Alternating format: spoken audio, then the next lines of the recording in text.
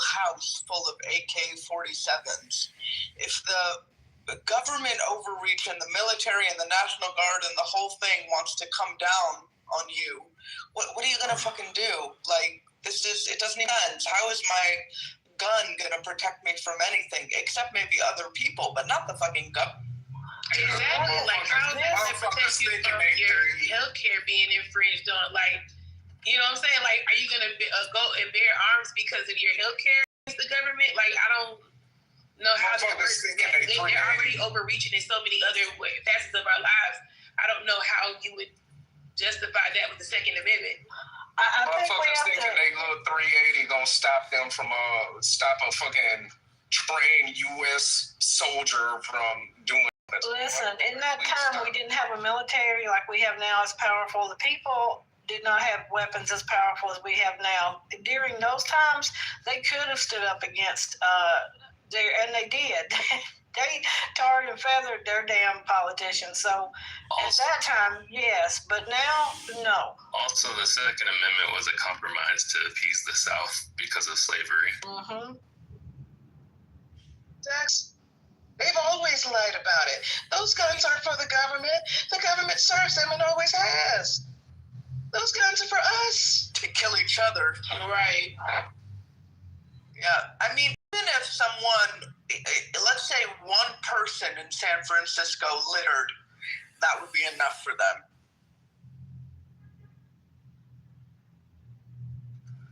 There was that dude in Chicago who rode the bike by the ICE people and was like, how many illegal? I'm going to change them. It was like, that's how you're going to enforce laws? Okay, buddy.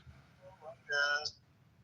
I mean, it's exactly what the FBI's NVE classification. You could say any number of things and be classified as an NVE, and then you can be, declared a terrorist. There's talk, making words like cisgender or misgender classified under the NVE, and you could be declared a terrorist just by saying these words. Yeah, they're doing that with people online talking about Israel. That's actually happening to a friend of mine right now. Yeah, she's actually being targeted and had to kind of conceal and take a leave of absence from her job because it's getting serious. But yeah, they already started doing that with people. Any talk about Israel, if you're pro-Palestine, they are definitely watching online. Do you think you gotta be careful with recorded clubhouse rooms at this point? Probably. Yeah. And NVE it stands for nihilistic violent extremist. It's a way to classify someone who doesn't fall into like the left or the right. Basically don't like basically. Right. What's happening? I mean, was it a month ago yet? Where they were literally and openly talking about organizing the militias against a quote-unquote left terrorists because a couple of people laughed about Charlie Kirk's murder, right? You had actual politicians using words like war, right? So, I mean, I don't know what it's going to take for folks to, like, snap out of it and stop, like, just taking the surface level arguments that they're giving at face value and arguing on that, because at this point we're just looking real dumb. We're looking dumb and gullible and naive. This is far bigger. It has nothing to do with crime. We should know this by now, but we're not addressing outside of the courts what they're really trying to do. Room with water. Check your back channel.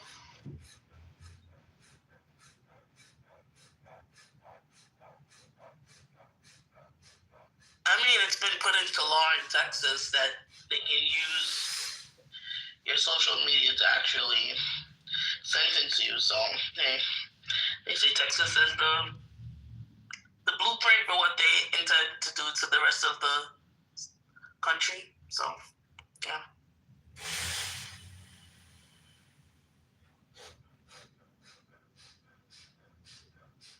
Just, are you there?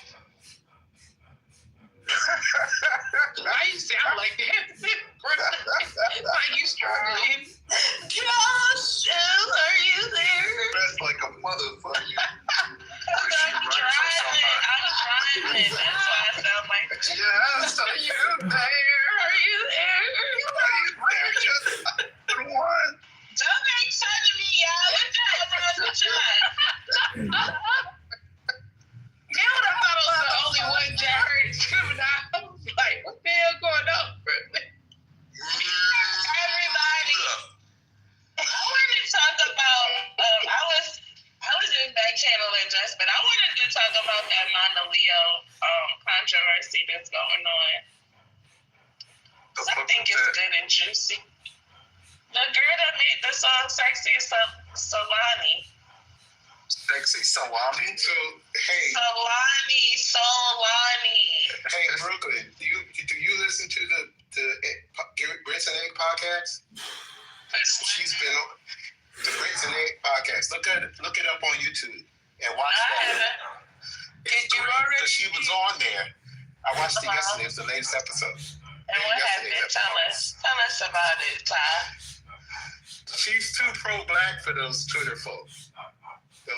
Those blackface nativists, as I like to call them. The FBA and ADOS. Yeah. ADOS. Because majority of them are Trump supporters, right? Did you know that? Yeah, I know. Yeah. She was like, no, nigga, this is a black community for all people, black people everywhere. You know, that's what she means. Well, yeah, I was in a Twitter space with Blue yesterday. Last night, Brooklyn and King Carter was in there, so you already know how wild that shit probably got. That shit was crazy, I know. Yeah, but didn't they say that she basically the quote was that she said at the end of the interview that if you're not for all black people, then fuck you or something like that. Yeah, because didn't I feel her on that? Yeah, absolutely. Now, is she from America? Is she Black American? She's Black American, and the thing is, it's so crazy because people are.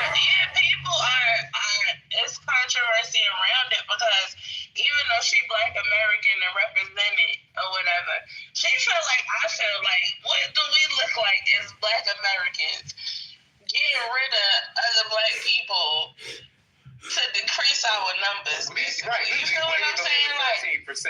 Right. And I keep saying, like, every other day I mention the fact that, because Monica is the one that pointed it out when she said to me that white people had Caucasians are 61% of the population, and she had me look at it. And when I looked at it, it said that Middle Eastern, North Africans, and Egyptians are included in their population. Right, because until recently, they were considered themselves white. Until 11. And then they go, oh. That's what I'm saying. And these Negroes is online shucking and jiving about being Black American, and I appreciate it because I am Black American, but then they're also causing beef between the diaspora, and it's like y'all are fucking idiots. Hey, Brooklyn, they don't know history. They don't understand even during the recent modern day Black history, Steve, was international. Black people from all diaspora. Like, what the fuck are they talking about? But they don't do their homework. That's what I'm saying. Like, it's so obvious. Like the fact that a lot of those FBA doges are Trump supporters, or like BT, they voted for Jill Stein, or they voted for what's his name, the Afro wearing dude. Yeah, Cornell don't vote. Reparations or nothing. Right, and then they making this big deal about reparations, and yes, I get it. We do want reparations. It's not even something that's feasible in this administration that we're in now. And they talk about it all wrong.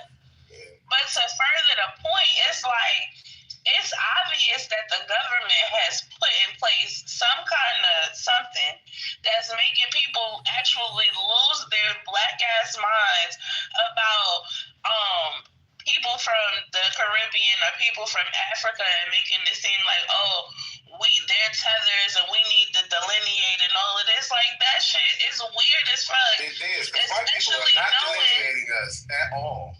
But especially knowing that the white people get to add all kinds of groups to their fucking population and increase their population and vote towards whatever it is that they want to vote for. And these Negroes is online fucking acting a goddamn donkey.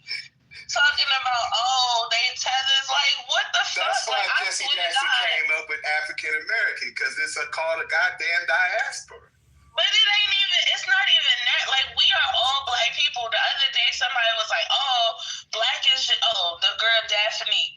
She was like, black, she was on TikTok, and she said black is specifically for Black Americans. Now, my whole entire life, I thought that black was the colloquial term for saying Negroid as a race. Yes. Like, it was like, instead of saying Negroid, we call them black, right? But now all of a sudden, and these people heads, these Dojin, Niggy, and FBA, and wrapping themselves in the colonizer flag. right, it's like, we're different. We don't. They're black, and when what's his name made the song? James Brown made the song "Black and I'm Proud." Every black person all over the world was listening to that and Black and Proud. But now all of a sudden, only Black Americans is black, and I'm Black American, and I think that shit is weird as fuck. But people don't, because even after the elections, it was shown that there were bots. There were bots that were planted to spread that propaganda, and we didn't realize that it was a divisive method that was used. Yeah. No, it's way better than bots, baby. All these Trump supporters, these FBA ADOs, they all getting paid to do this, and I'm gonna get to the bottom of it. I swear I'm gonna get to the bottom of it and have 100% proof. They're all getting paid to do trying this. to get a check. I got enough checks coming in for my mental deficiency. But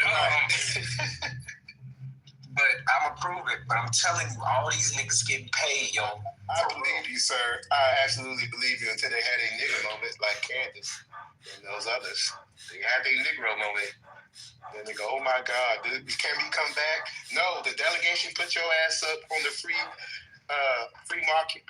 We gonna trade your bitch ass because you are toxic and hurtful. You gotta put out the church. This is not a motherfucking public place. One distinction I do want to point out, though, and I'm glad Shower said it last night. There is a difference in these movements that are talking about reparations and the ones that talk about delineation. There is a difference, because the ones of us that talk about reparations, for the most part, we're not delineating from the diaspora or people from the Caribbean culturally. We just talk about it in the sense of reparations. But in terms of anything else, I don't separate myself from other black people. I'm not one of those people that are gonna be over here like, oh, you're not black, or challenging your blackness. That's not my MO or my agenda. But I do think people have bought into this delineation talk. They do that way. They do. It is a whole like attitude or sentiment of we have to delineate completely, like culturally and socially, and for reparations too, all across the board. And that I don't know, I can't get with that. As somebody who's always communed with people from the diaspora in the Caribbean, I just couldn't see myself doing that on a cultural or social level. You know what's so great about what you just said? It said this is what happens when, like in California, and I think New York's up next, when they do the studies. This is where the fucking studies come from. So you can delineate when you decided who gets what, how much, and all the things. But yeah, you're right. That isn't real reparations, sir. We got to do homework. You can't be talking this craziness. You gonna kill everybody, and we ain't gonna get shit.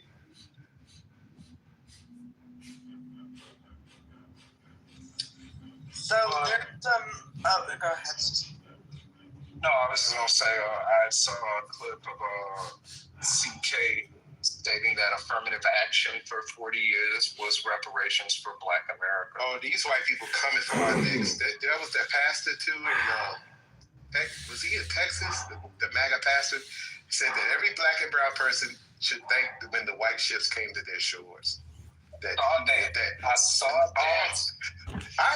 Listen, y'all heard me say this before. Living in a mud hut somewhere in Nigeria without clean water, dying from dysentery and shit. You know what? Y'all told y'all this before. I've had federal coworkers, white coworkers, MAGAs, tell me this shit to my face in the goddamn break room. I said it took all of the ancestors not to choke that motherfucker out. Saying this shit to my face. You know what I'm saying? Like, unabashedly, in the federal property. My ancestors ain't strong enough. They would have got some work I would have had to find new work after that, but they would have got some work. I've had another motherfucker say, yeah, you know, I went to Gettysburg and we went to visit General Lee's house and the war was almost lost. America would be different. I said, yo, man, I had to back, you know, what's that meme with the Simpsons backing away into the bushes? I said, I can't believe this shit. I need my job. It was 2015. I'm not gonna forget. That was my first year teaching, and I don't remember which one of my colleagues did a outing one of the plantations that's here in Maryland. It's not a well-known plantation, and that was the first time that I heard they use the term. What's the term? They said they weren't slaves. They were what? They were workers. Indentured servants. Yes, I said not indentured servants. The other term basically like make it seem as if they're gonna get paid. But I was, as you said, like Simpson. I want to go back in the bush. I was like, wait, what? After they left, I said they lied. They were slaves. No, they were not getting paid. Don't let them fool you. I was like, that's the first time that I heard that. That was crazy. What age or what grade was the student said mostly? 4th grade. 9 and 10 years old. Yeah, see, that's why I take control of that. Because last year they tried to tell the twins that they based it off skin color. I said, yeah, that's true, but it was people that looked like us. And me and the twins, we both like with her skin, and I could see one of them like even people. Yeah, all of us. All you had to do was be black. 1/16.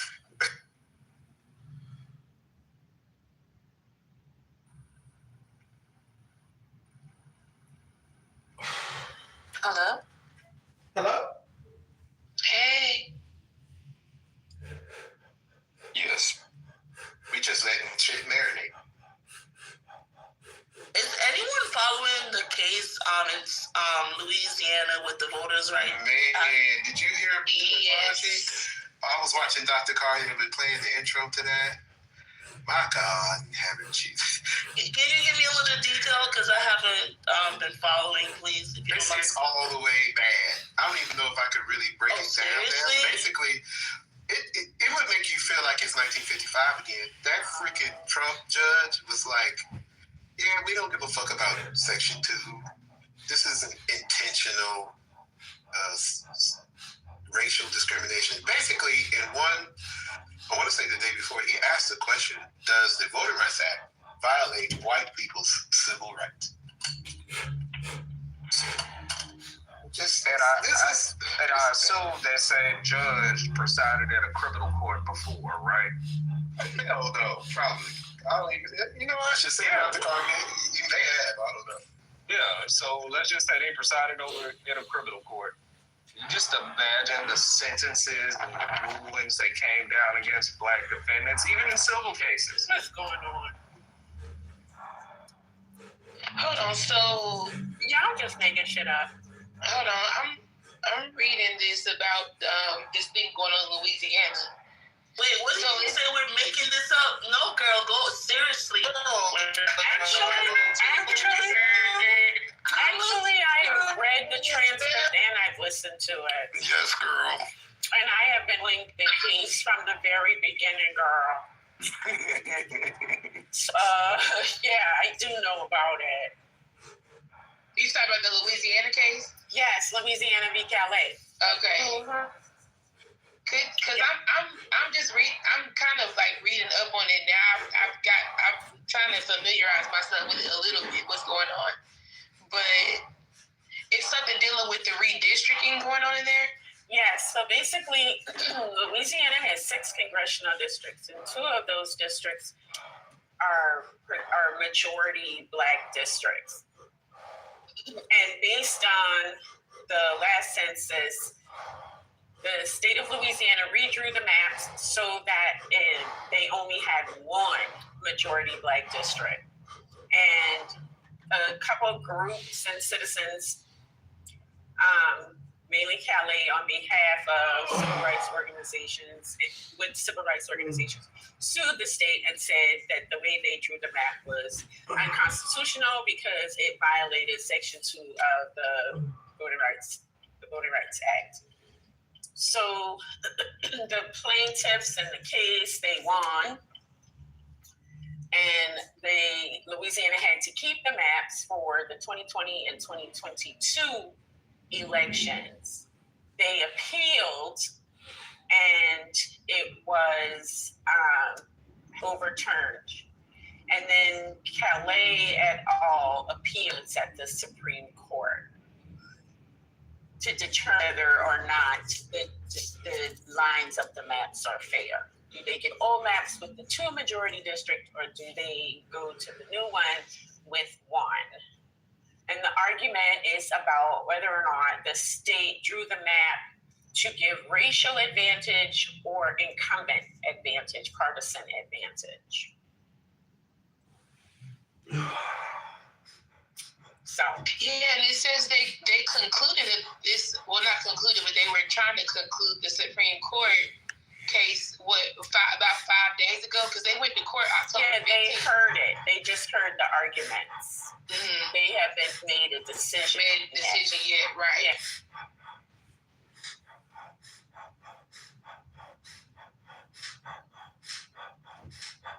But it's really interesting. I don't know.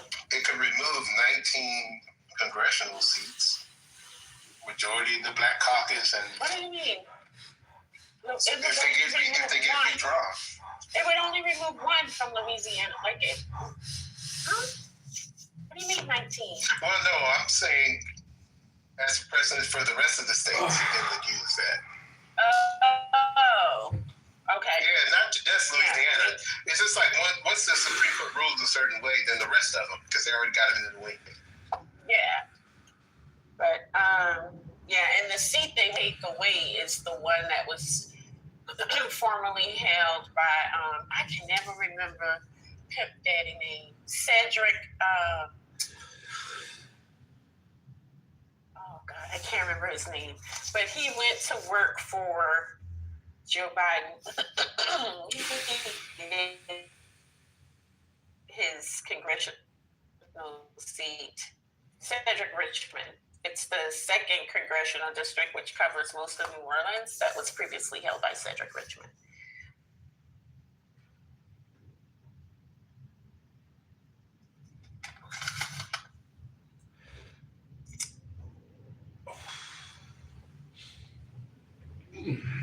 How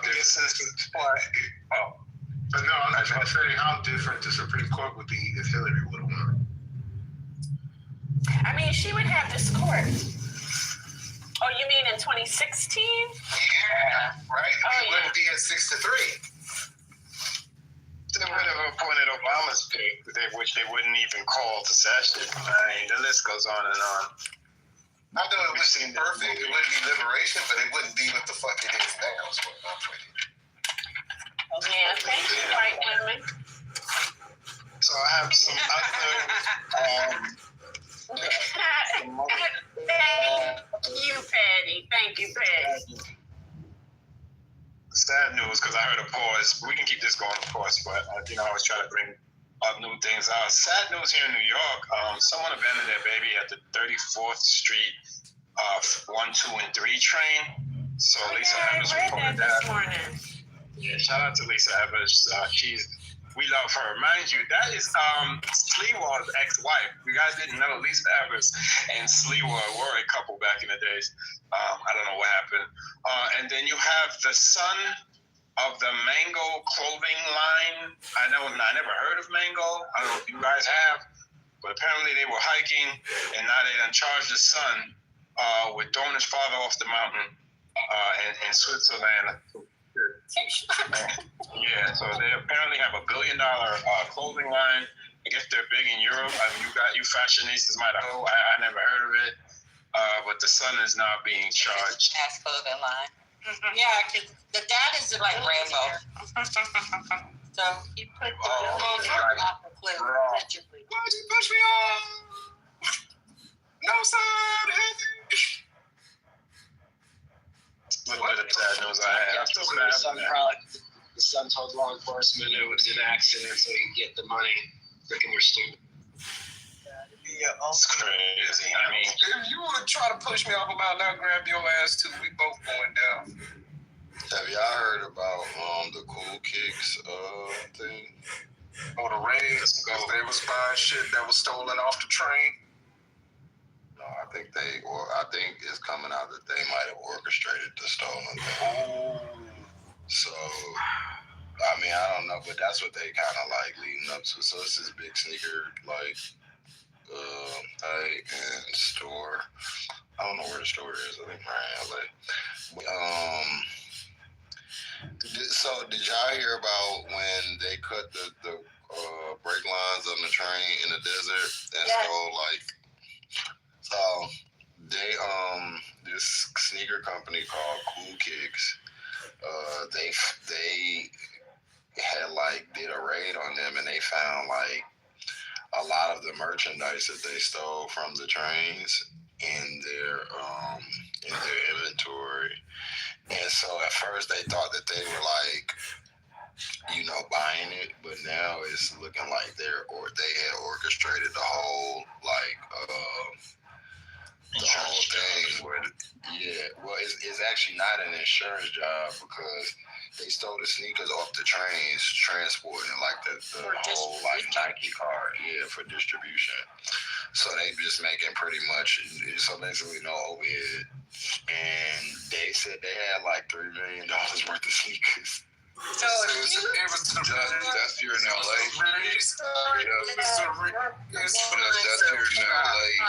And this is the thing, Cool Kicks. How much you want to say? Cool Kicks been running their shit for a long time. Like everybody here know Cool Kicks run they like this is not new. This is the first time it popped out the way it popped out. They got knocked when they live. When they got caught up, they was actually live when the cops came in to bust them. So you can see the video of them getting busted. Yeah, they was live. Yeah, they was live. But I'm gonna tell you right now, like this is not they first go around my door. They are old souls. They've been moving around for a minute. But that train heist, that's what's gonna put them up under there. When you cut the cables on a train in the desert, that was some like motherfucking Wild West type shit. Like what? Shoe store. That was a couple weeks ago. Yeah. Oh, the raid or the raid? They got raided like a month ago, but I think the train robbery happened like 6 months ago. The train robbery happened like 6 months ago. The raid happened like last month. But like they're a sneaker resale shop, right? So like let's say you want some Air Force Ones.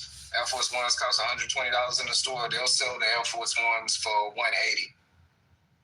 And if you go and you were the one who traded in your Air Force Ones, they'll probably give you $50 for it. Right. Like, see, this is the thing. This is what I was saying. Like, that's what y'all know them for, because y'all know them online. We know them as a one-off. It's like if you want a one-off shoe that nobody else got, they got it. That's what they do to the LA like locals. They online presence or resale, online, offline. We all know them for getting shit that should be able to be got.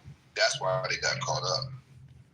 They would have had the Ben and Jerry Dunks, like 80 pounds just sitting there. Yeah, because it would make sense if you, the police, like, oh, let me go to these resale shops. Let me go, look around. Is it black owned? No. And that's a thing. It's one of them. I feel like the sneaker culture, period, but with them people, they have gentrified it, and like they just came in and charged up all the prices, all the money. The prices have gone up since these white boys have come in. The same kind of way everything else is done. Yeah, they of Middle Eastern descent. Oh yeah, they are. Yeah, shams. Yeah, but they. According to what I just learned the other day, they still white, but they're of Middle Eastern descent. Just imagine if you had a shoe store very obviously Middle Eastern. Just imagine if you had a shoe store in LA that you can get shoes that nobody else can get nowhere else, not online, nowhere else. Shit that ain't out, shit that ain't never been out, shit that ain't even advertised yet, and it's authentic. Wouldn't that start red flags? I mean, but they got Flight Club. They just a bite off like other like Ubik, Atmos. All these sneaker clubs, sneaker places was out when it was more of a like underground thing, and he took it and just made like commercialized it a lot and made all the prices go up. So a lot of people are like glad he's out of the game. Because you know how it goes. He should have went online with it. Like he already had it popping in LA. Before he went online, he was popular here. When he went online with it, I think that fucked it off. Like when you start advertising shoes that you reselling that nobody fucking got, you ain't got no explanation. Like that, just hold up, we missing them. Right, we missing that. We didn't release that shit, and you put it out, and those got stolen. Like how the fuck? But you know, like Nike, like 5 years ago, said they gonna kill the resale game. Because too many like square people was like, damn, I can't get shit. Yeah, they ruined it. But then, I can't remember that fat white boy name, but he got like a whole palette of the Columbia Blue Jordan 1s. Well, they started but they don't do those limited release no more. Like they produce more than enough. That's why if you've seen sneaker prices are not like what they was like during and right after the pandemic, because that's another way they stamped it out was they stopped making them so hard to get. So now, like, if you go, you can pretty much get your sneaker in whatever size. At least close to retail. We used to be paying off managers out here just because when they have a limited drop, if you could tell the manager what you want, they'll sit that shit to the side for you if you pay them. Yeah, It's better than a hotel. I was doing that shit in like 05. But my homeboy used to be setting the phones aside from me. I give him $150 and say I'll be there tonight. Just sit my little 9.5 to the side. There's still retailers down here that's killing it though, in like downtown Hollywood and shit like that. There's like a whole row of resellers, and they still got lines out the door when it drops stuff. Because all the people that's not really in the game, sneaker game had got like to where almost like the game where people who's not into sneakers were just in it for the investment, like because it was becoming that. Some sneakers be like $20,000-$30,000 depending on the exclusivity. And so now that when Nike like stopped it, it kind of like killed it. So everybody's leaving it and going on to something else. They can like flip fast. The one who was doing sneakers and then who flipped to bags. He was opening up all doors, and then they wasn't paying the consignment people. Plus, people like dirty hustlers in the game, and they get kicked the fuck out and exposed. But I'm here for it. I'm glad they're getting exposed, because them niggas, they was the worst. It's nothing worse than something you've been doing your whole life, and you got your swag to it, and you see some. But that's the same with a whole bunch of injuries. Like, we have to deal with that in the luxury industry. Yeah. What industry? The luxury industry. They deal with that like that. The resale, they call that the gray market, and when you steal it, they call that the black market. The gray market is what caused a lot of luxury brands to close their retail shops, and then the ones that would sell and create deals with like mom and pops, like your mom and pop jewelers, they started pulling back their wholesale accounts and minimizing them, because it was no longer the scarcity that you're supposed to have when it comes with luxury. So they had to like go through a whole like reorganization so that they could get back to that scarcity and that uniqueness, because it was driving the prices down. That's what Chanel just did. That's why Chanel went up on their bags like 2 years in a row. And limited production.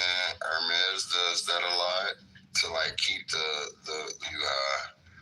Johnny's, have you ever heard of this store here called Alma Marie? No. Is this one location? It's in Atlanta, DC, and Houston. It's a black guy. He's not really a designer, but he does a lot of like collabs with like Nike and some other design. You got a link you can send me? Yeah, I'll send you the link. You ready to swipe that card? You got No, I might have seen their stuff. Nah, I have specific taste when it comes to luxury. It got to be something special for me to chill out the corner. Ray, well, you might have heard of the guy who runs it. His name is something. Let me look it up. Jason. Ray, why your cow got on a swimsuit? That's a swimsuit. A swimsuit?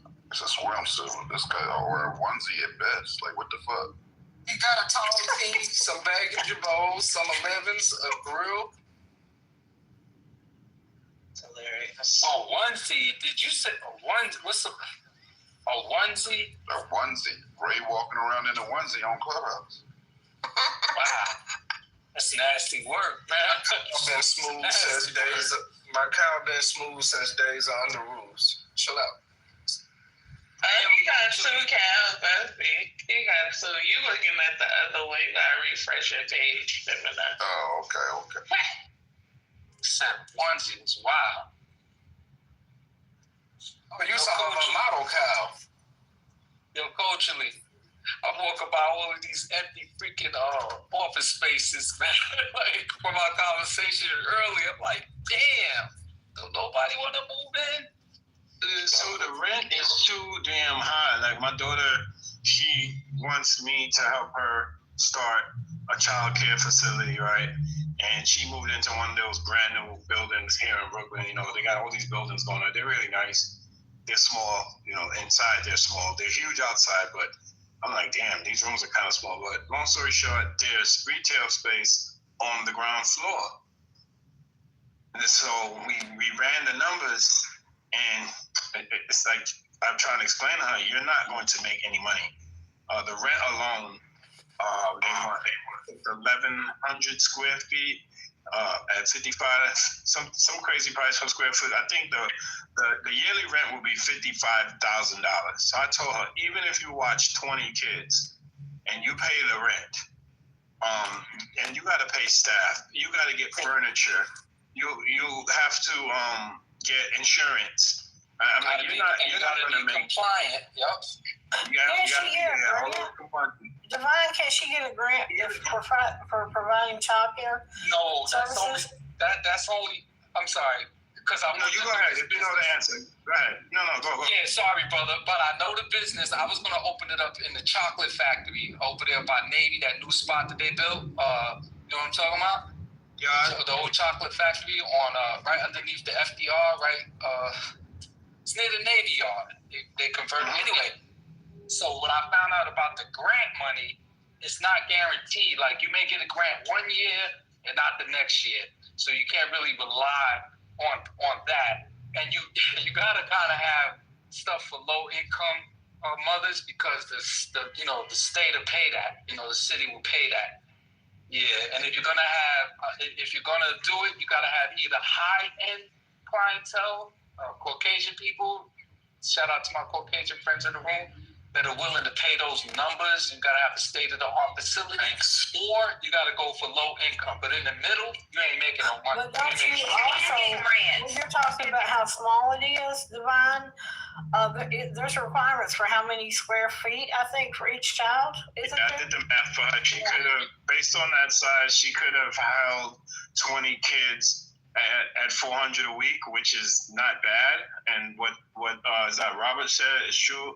I told her you would have to do a high end, like we're teaching kids a foreign language and how to read, and it's got to be some super special and not in the hood, because that is the dilemma. And so you want to put it in East New York, you're not going to have the clientele of the people that are willing to pay. I'm sure they would want to, but they just won't be able to afford it. And so, I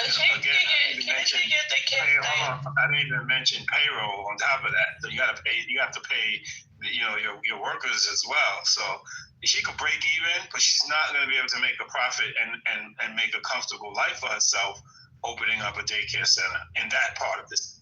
You can get grants, like for what Robert is saying. It depends on the type of grant and the organization that is offering the grant. Like you may only need to apply for a startup grant versus a capacity building or cash infusion grant, which would be the kind of grants you want to go for if you're looking for something to sustain. But if she just needs something to get her off the ground, that you can probably find grants. Sometimes you need to have a partnership with like a nonprofit, but so that it's almost like a co-share space. But it just depends on where you are, and there's a couple of different factors. Like I could talk to you offline, but I just helped someone get a grant to open a nursery / daycare in a church because the church pretty much wasn't being used during the week, and this lady needed a place, and because it was the church meant that it was for the community, we were able to find a grant to help supplement her capital costs. I just followed you. Appreciate you. Yeah, it's not. I just want to help her attain her dream. It's just, where we're looking at right now. But maybe with a grant, maybe it could work because the space has been there. The building is going on 3 years old, and there's 4 retail spaces available. And I know what it is. So it has to be something that is going to be able to, one, cover that rent. And of course, you if you're the boss, and we, some of us know, many of us know, the boss is the last one to get paid. So I want to be able to sustain herself, pay her bills, pay others, and still, have some kind of come up while providing a service. Hey, Devon. You know what? Wait, hold on. Can I say something to Devon, please? My God. Devon, please answer him before he fucking moves. Be quiet, bro. Robert, then pass it to Brooklyn. Go ahead, Robert. I'd like to go to one. Yeah, no, I was just wondering because Devon, like, I'm here every time I hear him speak, I'm like, wait a minute. So it's like we were right in proximity all the time. But what we did with our project, one of the things we decided to do with our project, right, when we were thinking about what businesses would work, we came up with a media lab. So you have a lot of creatives, and they need places to go to create their content. So that's one of the things that we're exploring, to have a home for creators to come in, fully stocked with green screens and all that shit. That, and also an aquatic center. An aquatic center, about that business model is that rehabilitation through water therapy is pretty popular. So we did a comparison and ran some numbers what other cities are doing that, and so we are exploring that. So you just got to be really creative when you're building out. Really, you got to do some other different shit that nobody's doing. And that aquatic center will have a lot of support from the medical community. So we're trying to build businesses that will service health issues and things of that nature that we know people are going to get funded and subsidized for. So that's the type of shit we're thinking about. Go ahead, Brooklyn. What? Yeah, because you changed the topic. That's what you always do. I was gonna say, Divine. Yeah. One of my best friends, she actually runs a very successful daycare center outside of her home in Queens, but she's looking to open up another facility, and I could probably get her to help you guys with that. So she get a lot of the kids that she has. I guess I don't know what they call it in New York, but it's like CAPS. It's like the government. They're funded by the government. Voucher. Yeah, they get the job. Yeah, they're getting a voucher. So I could, get y'all together. She can help you too. Yeah, I was gonna say that. Thank you. That sounds like what Brooklyn's talking about. I just put in the chat. You can also look at opportunities to partner with workforce development organizations through like the local municipalities, because lots of times when they launch new programs, the people who apply and partner, and by the people I mean these corporations that partner to get those government dollars, they have to provide wraparound services, and those services are anything from like transportation stipends to to sometimes healthcare, sometimes childcare, but it has to be a part of everything that they do to bid to get that opportunity. And if you can either try to seek them out directly or just read the upcoming workforce development grants and who's been awarded it, because if they've been awarded it, they have to allocate that. And if, depending on the proximity of that daycare, you may be able to get some guaranteed money because it's coming from the government and being passed through to the organization who has to pay for it on behalf of the participants in the development program. Yeah, I did want to add to the entire context here in New York City. We have, and what may be contributing to finding a place that is actually affordable for retail. And there's a lot of empty retail spots, and a lot of it is due to commercial building owners or buildings of commercial owners of commercial spaces. It's more affordable for them to keep it empty, to be able to take the tax write-off, or if they plan on selling the building in the future, to have a proposed possible rent of the space rather than renting it at a lower price. And adding to that context, the report just came out that New York has the biggest office boom in 2 decades. They have signed the most leases in 2 decades for offices, which I know is not retail, but still commercial space, which is pretty amazing because you don't hear that about New York. All you hear is people dunking on New York. And although it's not a good thing, we also have the most out of control average rents right now. So there is a boom happening. This is what owners of buildings are seeing, and that may be contributing to the fact that they feel like they can hold out for higher rents on their retail spaces, but not every retail space is created equal based on just location and quality of it. Thank you. I read that report. I was listening to the head of the commercial buildings, whatever. I forgot the guy's name. I was listening to him speak, and I'm gonna be honest with you. I was like, is that hype or is that, and granted, I'm a New Yorker. We know I want to see us win, but there are a lot of people questioning like what part of the city that's in. So that's happening in Lower Manhattan. It's not really happening in other parts of the city. I don't know what the thumbs down is, Gemini. Just want to dunk on New York? Or, yeah, Gemini. What's going on, Gemini? Keep going because nobody's fucking renting in the Inland Empire. Quick, Johnny, I message you, Johnny. This is Divine. Thank you. Okay. I'll post the link to that article.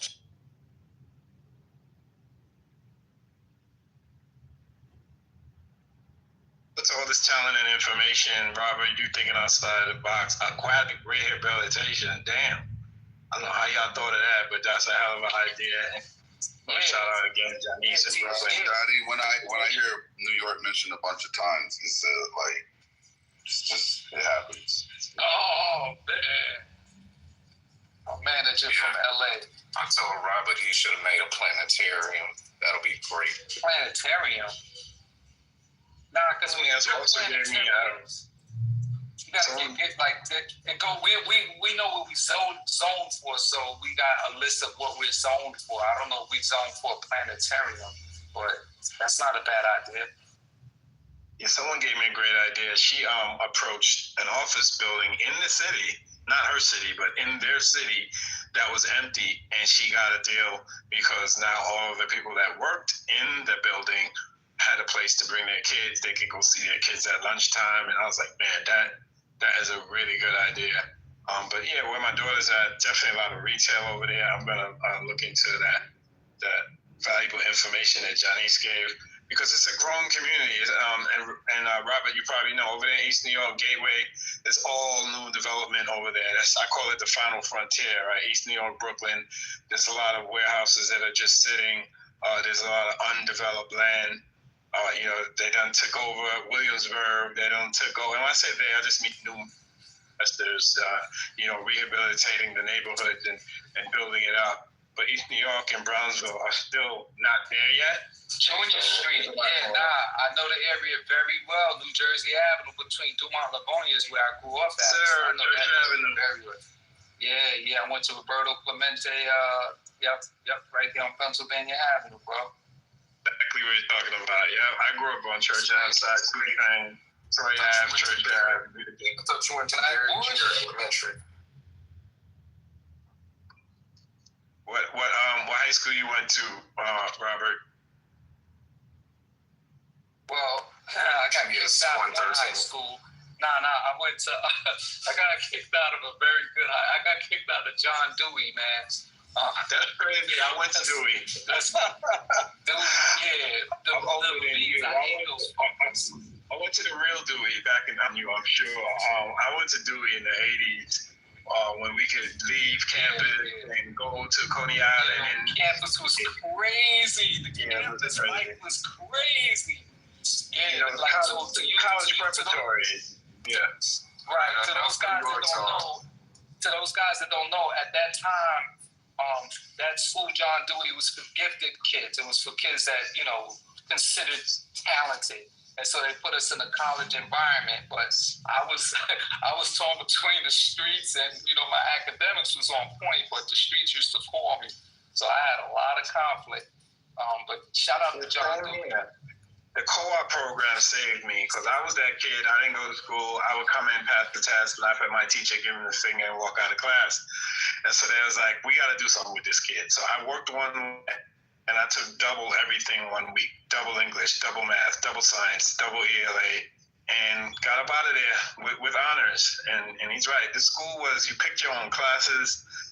It ran late. We started at 8. We didn't get out till 4. They had independent studies. Like, they need to bring that stuff back. We used to have 3-hour breaks. Remember some classes used to have like a 3-hour break? That shit was crazy. I used to go home, hang out. It was terrible for a kid that didn't have discipline. Yeah, that's a fact. But good reminiscing with.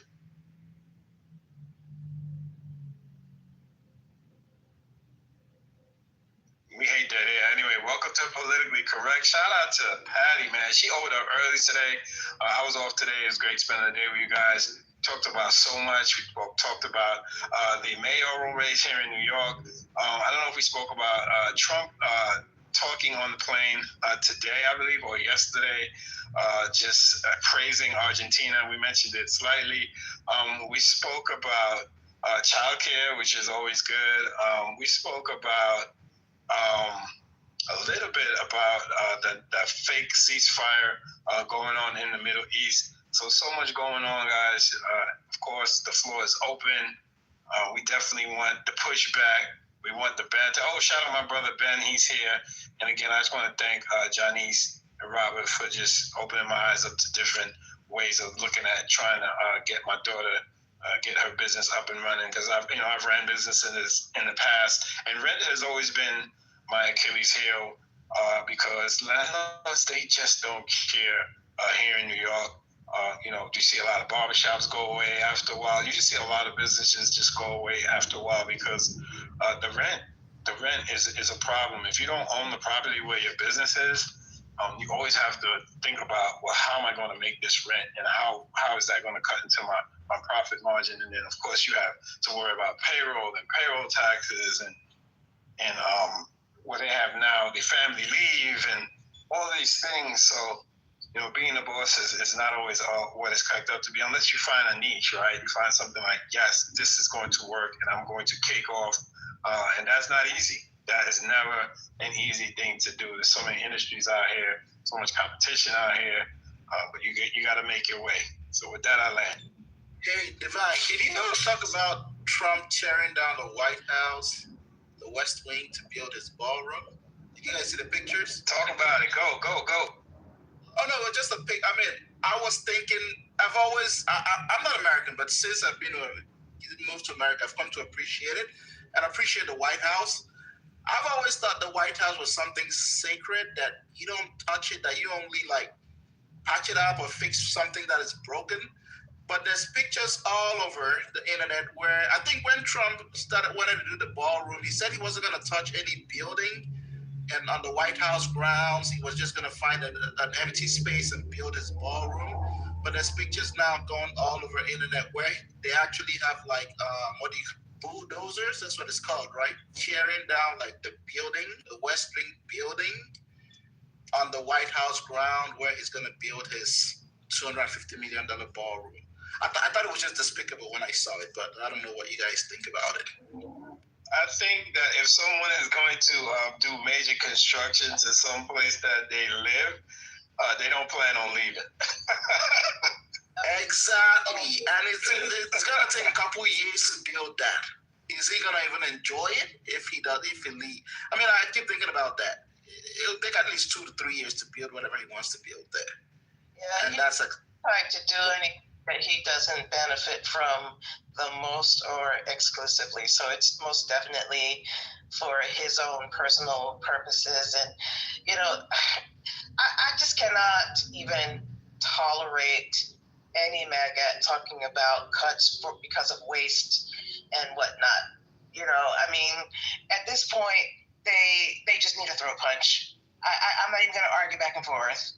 I might even take, you know, that picture that you're talking about, because it is discussed, and make it a PTR if they start talking about their own prices and where the money's going, because it's just awful.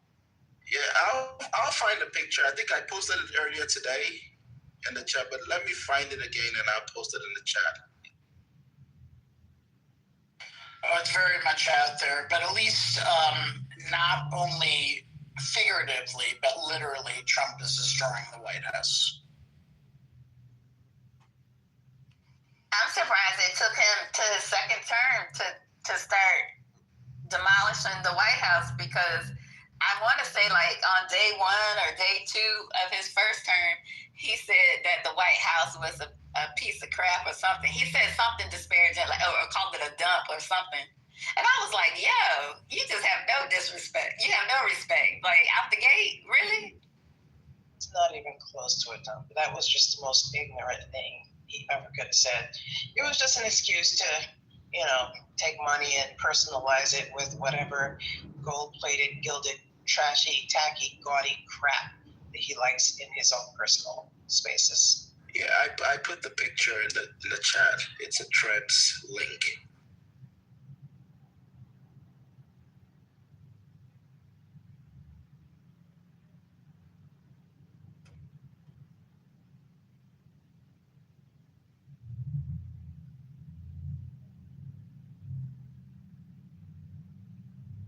Yeah, that's shameful. That's really shameful. By the way, did you guys talk about Trump telling Zelensky to give up land to Russia? And I think today he said, well, it's being debated on whether he actually said it, but several wires are saying that he said that Ukraine has no chance of winning. I mean, there are credible ones, but now they're denying saying it from the White House.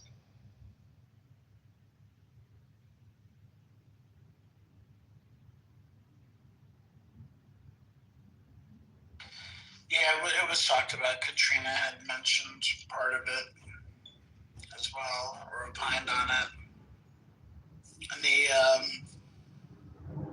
and I'm sure you talked about the Trump nominee to lead the Office of Special Counsel.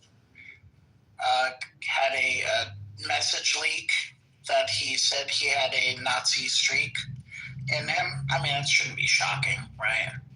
A Trump nominee.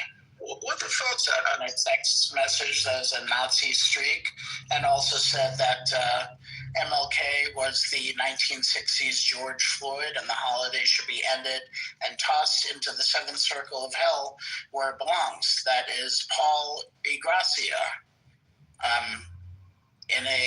from a text message, and that was leaked. Thank you very much.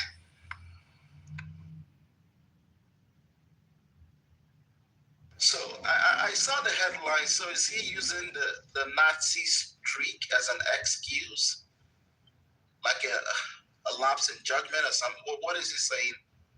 No, when somebody probably says that, it means that, you know what it is. Like they have opinions that are aligned with Nazis or fascists.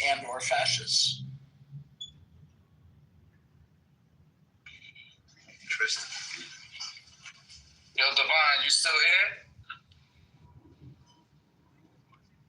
Yeah. Devon, that's dope that you're teaching your daughter how to run a business. I can relate to that. You know, my daughter had sickle cell, and so, you know, she wanted to work and do things, and I had to teach her how to run a business, you know, and because, you know, she was sick a lot, and I knew that she couldn't hold down no job all the time. So I taught her how to run a business, and she rocked out, and she did well with her business. So I can relate to you passing the torch like that, teaching your daughter how to be self-sufficient. That's dope. That's what we need, you know. But I think many of us know what the solutions are, and our elected officials aren't listening to us, right? You know, I'm a huge fan of you know, technical degrees and trades and being certified in certain things, right? I mean, building inspectors, they make a lot of money, right? You don't have to go to college for that, right? Tax preparation, you know, my little side hustle. You just need a high school diploma for that. Right? There's so many things that our children don't know because the schools don't teach them. And so we need people that have this type of mentality of, hey, you know, there's things you can do that school is not going to show you. Or we need to have institutions that show them. I say it all the time. You have graduates, people with MBAs, and they don't even really know the foundation of, you know, how do you get a tax ID number? How do you, what, where, when? Like, they just don't know. Accountants that can't do tax returns, right? There's definitely something wrong.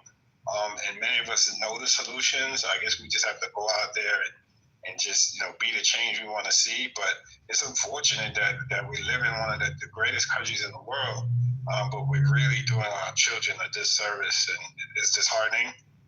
But yeah, if we just do our job, you know, things will change. Yeah, that whole generation, man, everybody's generation wealth, like, let me tell you something, man. Generational wealth not about me assets. It's about training the young people in your family that are going to be getting those assets to make sure they know how to manage those assets. They understand the business models for those assets. Ain't no such thing as generational wealth if the children are not prepared to inherit what's coming to them. Like, you know what I'm saying? Like, I never used to hear that in conversations. It sounds nice. Generational wealth. Like, yeah, but you need to teach some kids how to run situations. So you're going to leave them things. And I think we've all experienced that with, like, growing up. You know, somebody got a house from their great-grandma. What did they do? They sold that shit. You know what I'm saying? They didn't want to be bothered with it. They didn't have a vision. They didn't know how to develop anything. So generational wealth is a myth if you don't prepare kids to run the business. And then while you're alive, you get the chance to know which children are solid, which children are fucked up. You know what I'm saying? No disrespect to our kids, but some of our kids are just not that person.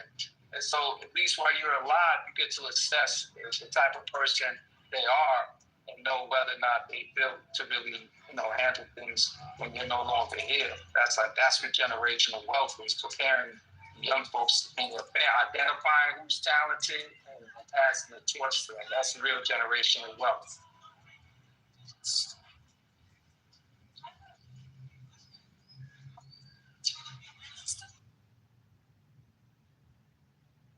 I'm out here getting dinner. I'm at this fish spot getting dinner for tonight.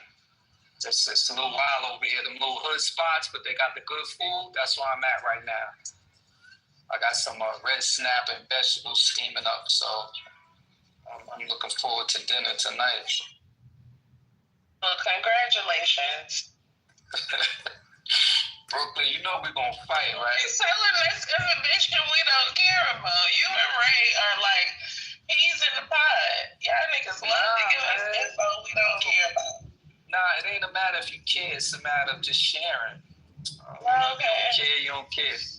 And yo, boy, wait till you share something. Watch what's going to happen.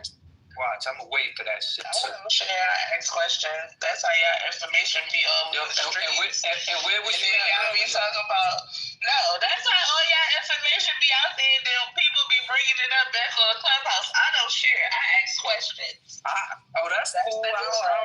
I'm pretty transparent. But where was you at earlier? I was in the room with your boy. What's this dude's name? What's that dude name called? The Right Way? Where was you at when I needed you earlier? That dude. That dude. I'm in the room, Big E's room, and everybody in the room is arguing with this dude because he takes everything personal, right? I swear, I was like, damn, where is Brooklyn at? Like, this, because I'm not going to go back and forth with him, but that shit was annoying as fuck earlier. I need somebody to really pack him up. Nah, y'all get a taste of your own medicine. Y'all be annoying. So now y'all get annoying. You see how that shit work? It wasn't enjoyable annoying. Like, you know what I'm saying? It was just like, fuck, like, what's wrong with you? Y'all think that y'all annoying is enjoyable? That shit is not. I don't know, but I know I ain't ignorant. I know that. I mean, ignorance is in the eye of the beholder. I'm assuming. It's big. You don't think you're annoying, Brooklyn? I know I'm not. What? You know? Man, let me tell you something, young lady. You be annoying as fuck sometimes. I anger everybody when I tell y'all to mute up. That's what the fuck I do. I'm gonna disagree. I like Brooklyn's company. That's annoying. She been annoying and oh well. She been cooking lately on some stages, so I'm like, all right, she been cooking. She been really cooking on some shit. Like, she'll simplify that shit. I vote no on Brooklyn being annoying. Brooklyn is not. I second that vote. We have 3 votes for not annoying. Brooklyn is not annoying. We have 4 votes for not annoying. Brooklyn is not annoying. Y'all gonna call her entertainment? Yeah, her name is my hometown. She's not annoying. Y'all gonna call her entertainment? I think that's the majority. Yeah. Well, we won't use the word. I feel long. Look at it. We won't use the word annoying. I ain't gonna say I'm people love Brooklyn. Thank God. I'm gonna remove that word. I'm gonna remove the word annoying. Okay. Now. So what else are we talking about today? I've been enjoying listening to y'all as I've been very busy today, but it's chiming in whenever. I'm a crash cow.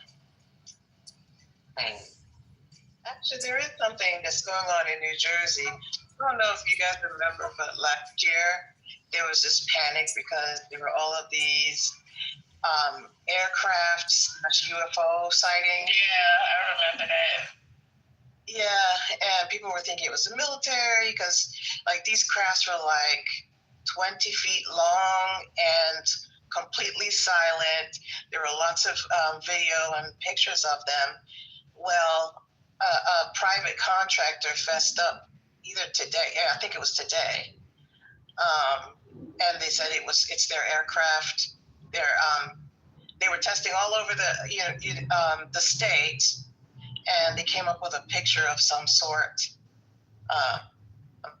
But they aren't really releasing like who these people are, why they were doing it, and what these aircrafts are for. Oh, is it like an aircraft that they're developing and it looked abnormal? So I remember the story about them thinking that it was like UFO. It was a UFO, but are you saying that this is like a company that's developing a new aircraft? Well, I don't think they're actually. Well, I don't even know what to call it because they're drones.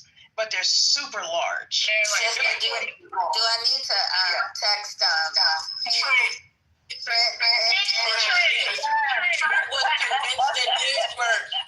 Trent was convinced that these were vehicles that were evidence of this alien technology that the government possesses.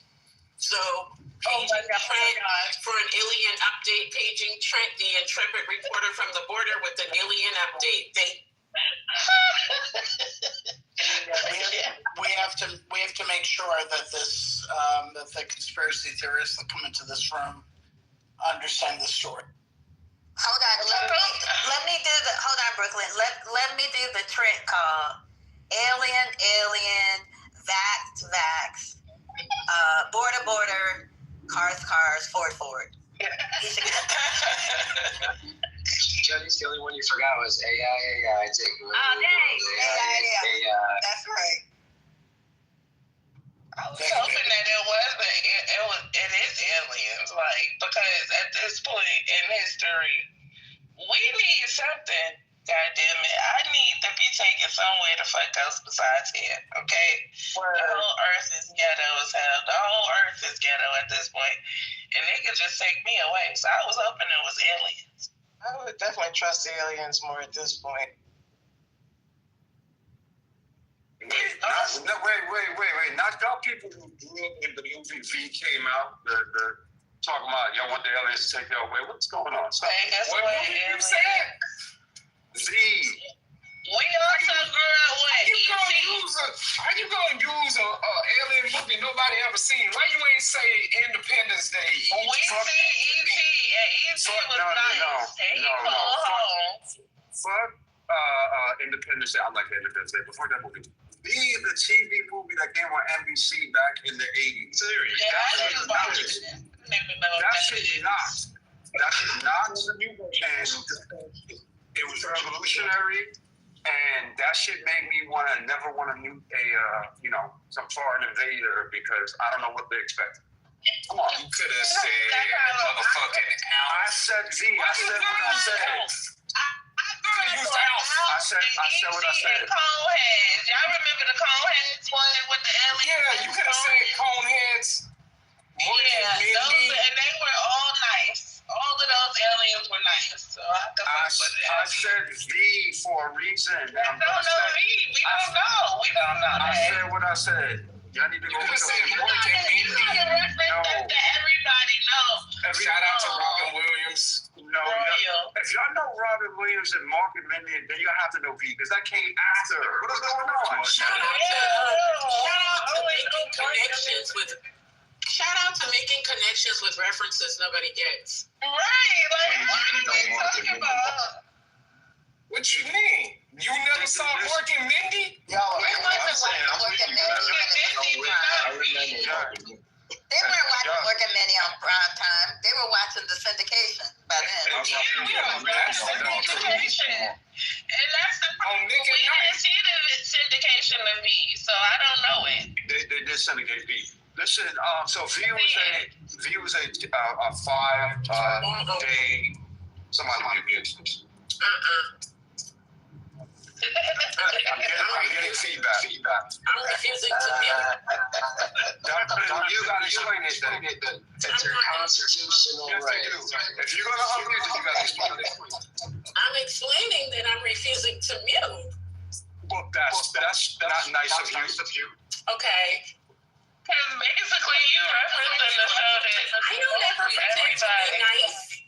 Yes, you do. I thought you were talking about me from Vendetta. Yes, V for Vendetta. I was thinking about it. What it is, V for Vendetta? Yeah, it's a movie called V, and they talk about visitors, and they basically elected everything off the planet that lived and water for food. That's why I said I ain't going to nobody's damn shit. Yeah, well, we also grew up on Alf and E.T. and Coneheads and fucking other shit that the aliens was nice. So you talking about stranded aliens, and you comparing that to deliberate aliens who come here that harvest us for food. The Super Mario Brothers movie, they was aliens. I am. I'm comparing it to the nice ones. Anything probably better than what the fuck going on now. Men in Black. I said that when COVID happened, I told my wife, the only thing left for us to see is the damn aliens. Like, what's next? 9/11, we done seen Ghostbusters. stock and oil and all kinds of wars. It's like the final frontier. But don't be fooled, right? Because then here we go, Project Bluebeam. I'm going. That would be crazy if aliens came here and they still treated them better than black people.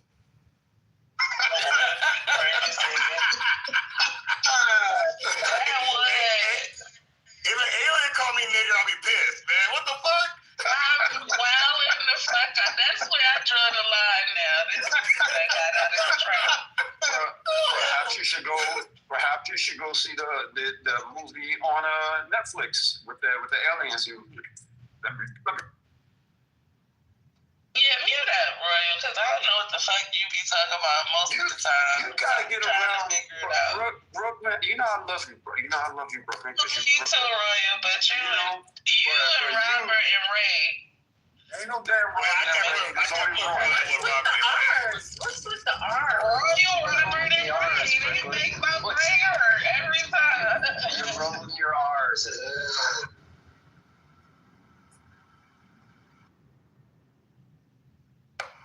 What if I told y'all I'm related to Robert? I don't believe it. Henry, related, y'all are related. They call me Mr. Singleton, man. Oh, I watched this. It was like a video segment that popped into my news feed. Did y'all hear about the Chick-fil-A issue where they have as a policy they give like frontline workers, policemen, public service workers free meals? You heard that story? Yep. Yes. It happened Friday. So basically, I only can speak to the one news article, but apparently there is a pattern of it, and they cited briefly other locations and other places in the South. But in this story that I saw, the police officers that stopped into a Chick-fil-A get breakfast, I think it was, they were on a road trip. And there's one black guy, and the other three were white guys. And I guess he was the last to place his order, and the three white officers that were in front of him, they got their orders for free, and then he was charged for his. And Surprise, though. I mean, What did the white police officers say? Did they say anything? What did they do? No, they didn't. One of them said that he was outraged and appalled, and asked the black officer, did he want him to say something? But that's kind of where the article ended. He didn't say anything. So then, why he gotta pay? Right, they didn't say anything, and the black officer was too embarrassed, so he didn't, push back or anything there. But then he went and wrote an article to the corporate. Whose echo is that? Okay. He wrote the corporate office, and the local manager for that location responded and basically, kind of tried to, sidestep instead of taking accountability, and said that the person that was working the register was a new trainee or something that wasn't normally on the register, which doesn't mean anything, because how would he know to give the white officers free meals, but all of a sudden he lost his training or didn't understand his training when it came to the black guy? That didn't make sense. But what do you mean that don't make sense? That's pretty standard. And so the black officer letter suggested that he didn't want any personal remedy. He just said that he wanted them to be trained and to understand, the implications of that, which to me didn't go far enough. But because he didn't really ask for any tangibles, the letter that he received was basically not even a really apology. It just basically explained that this guy, the trainee, made a bad policy judgment, basically. That's what happens though when you go for the intention. I don't care nothing about his intention. I want him to give me my food. So he didn't give me my food. I'm a police. Now you need to send me a coupon in the mail where not only do I get free food for myself, but I get free food for one of my companions. He did send coupons. He did, but he never apologized. I'm sorry, he did send coupons. But the news article did say that they had heard reports of similar experiences with black people not getting the free meals in different areas, from South Carolina to other parts of Georgia and so forth. Know how y'all do it in the South. I just could never. And see the black dude, he embarrassed. He was embarrassed. That's not, racism is not your embarrassment, sir. That's what's wrong. Yeah, but you can't blame him for being embarrassed. You can't blame him for being embarrassed. Why? He was going from police, and he probably police, and he probably was a MAGA supporter, so he probably That's why he was embarrassed. You got violence today. It's like, what the hell, y'all do? Stop eating that crap anyway. I put it in the chat. That's a chemical sandwich. That's needed to be Chick-fil-A is a mass healthiest. Why? Somebody walking out of the airport with an AR-15. What? Airport? Atlanta. Let me read this. Let me scroll back up. Authorities in Atlanta said they stopped a mass shooting at one of the world's busiest airports. So he only had one 30-round magazine that had 27 rounds in it. His name is Billy Cagle. Billy Bob. 49 years old. Arrested on suspicion of terroristic threats, criminal attempt to commit aggravated assault and firearms charges. So apparently he was reported by his family. Somebody in his family is like, oh, they're crazy. Did he? So they arrested him in the airport? Yeah, he walked in. He was supposed to shoot up the airport. They arrested him when he got there. Inside the airport. Inside, he walked in. Yeah. So I'm assuming it's out in the terminal part. Not terminal. What do you call that? When you go to your Ticketing. Yeah. Yeah, he's in that part. He wasn't behind security and all that. He had to be white. Of course. That's why I read you the name. Billy Cagle at 49 years old. Right, yeah. Brother walking with he was driving a truck, and he found the stuff in his truck. So they must have gave him the license plate and everything. Not dumb as a buck in a truck. Yes, Joe is his middle Dr. name. AG, dumb as a buck in the truck. That is it right there. He's been a while, and I think that there was a hunting stand that was put up near where somebody told me about that at work today. Yeah, that's crazy. So somebody that went to that airport said that because depending on where you are in the country, a lot of times, especially in the middle of nowhere, I don't understand why they did it, but there are tree stands everywhere, and you're in the middle of the goddamn woods in places like Florida and other places. You know.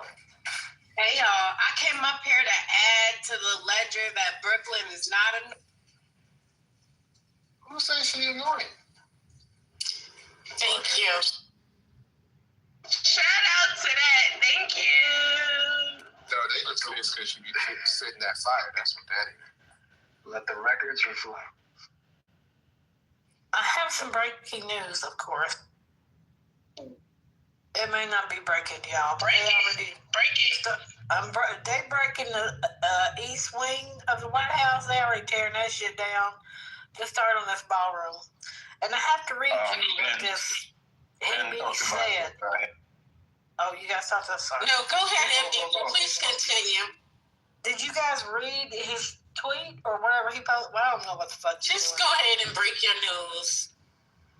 Yeah, so I don't know if you guys knew this, but for more than 150 years, every president has dreamt of having this White House ballroom, and so now he's making this great achievement. That is I can't wait for if we ever get another president. Jesus, please let that happen. Brooklyn For them to come in and change the name of that bitch to motherfucking not Trump's. Okay, I can't wait. I feel like this is our let them eat cake moment, kind of.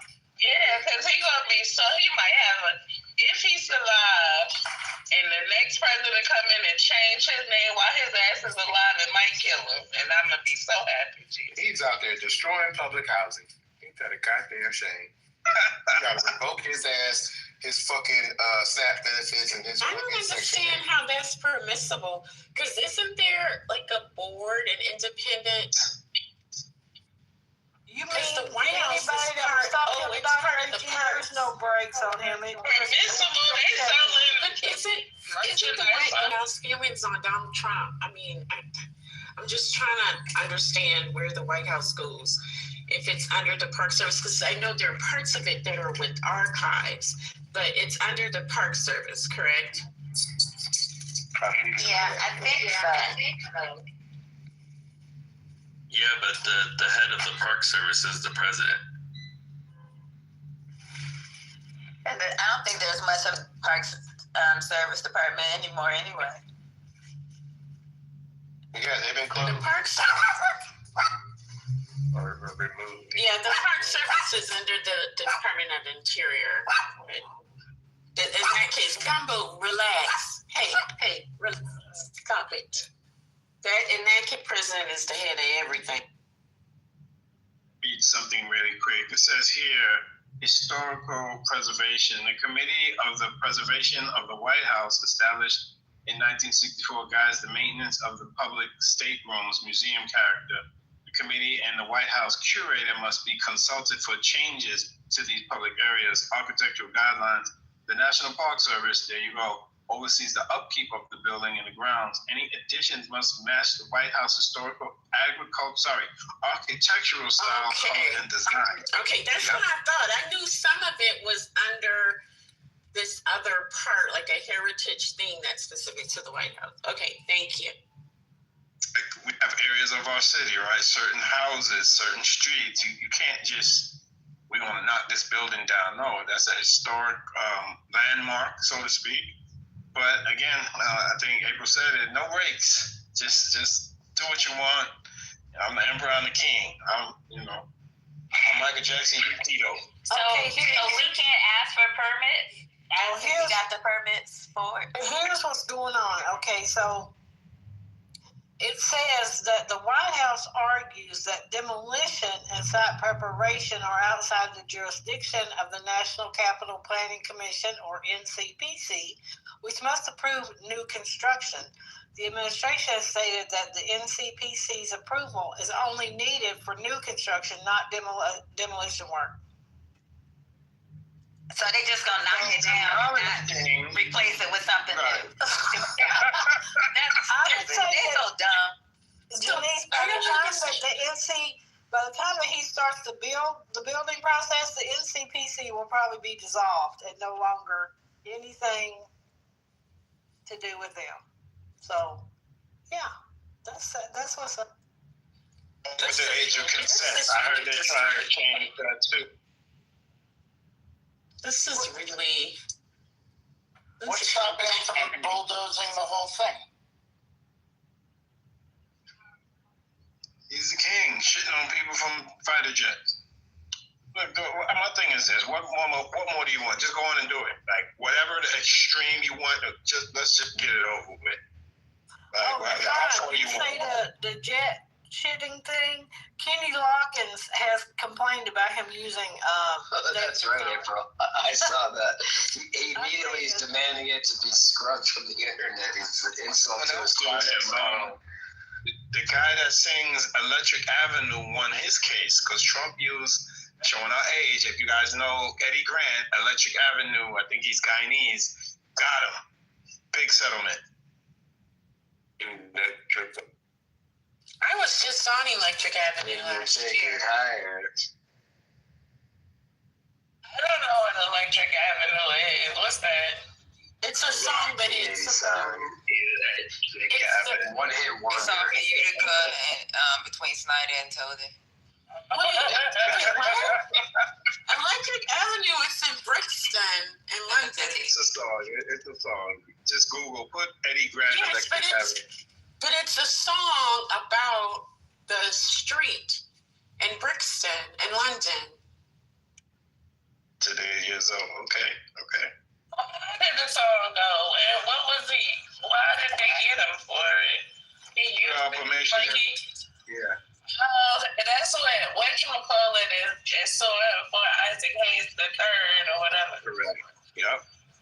Using. So he already lost one case. Now it's somebody else. That's cool. I hope they win. I hope everybody everybody win because he got the money. He grabbed one, I think the third one as well. So let him keep going.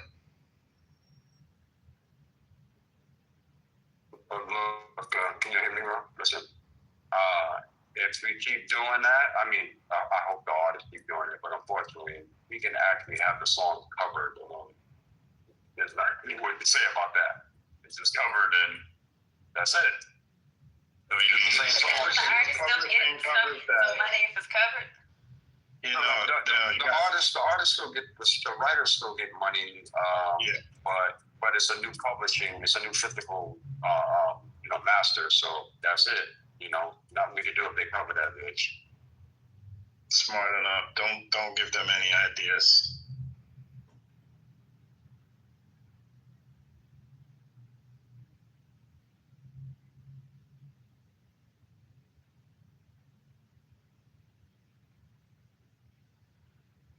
I think they let him do this demolition project so that he can be distracted with something that is more in his scope of understanding, so that the real people pulling the strings, the puppet masters, can do all of their devious. I heard the section of the White House that's being demolished. I heard that was storing the Epstein files.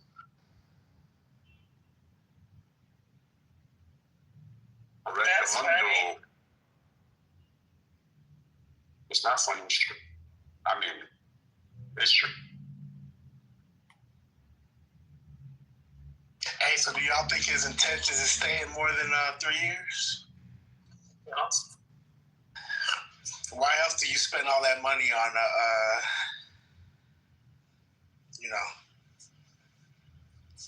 what is he making? He absolutely wants to be in there more than 3 years, yes. Monument to his legacy. I think Lewis is having a library. He's supposed to be. This is supposed to be his honor, but I think he want to fucking stay. So. JD, he got two Trump 2028 hats on his desk. Yeah, that's what I said. He's the way. No, go ahead, JD. Yeah, I was gonna say the way he has. ICE and trying to implement the military. I think this is the calm before the midterms. I think after the midterms, he's gonna go haywire. Yeah, the thing about it is he's not planning on staying alive long enough, but that's not realistic. But I would say that he wants to create his legacy. He wants his legacy to be stuck there. That's why he's doing this. It's, obvious. As far as that, I've been gone for a little bit, Brooklyn. I'll be short. Did you guys talk about the shooter at the Atlanta airport? Yeah, they just talked about that. How much late breaking news are you gonna give us? Listen, I've been working, Spirates. Some of us have to work because ain't nobody got paid today that work for Uncle Sam. I was gonna say that the conspiracy theory. I know y'all gotta make that note. It's a conspiracy theory, guys. Is that they're getting Trump Jr. for the siege. So that's why he had the Trump 2028 on his neck. That's what I heard. Say that again? Did you hear me? No.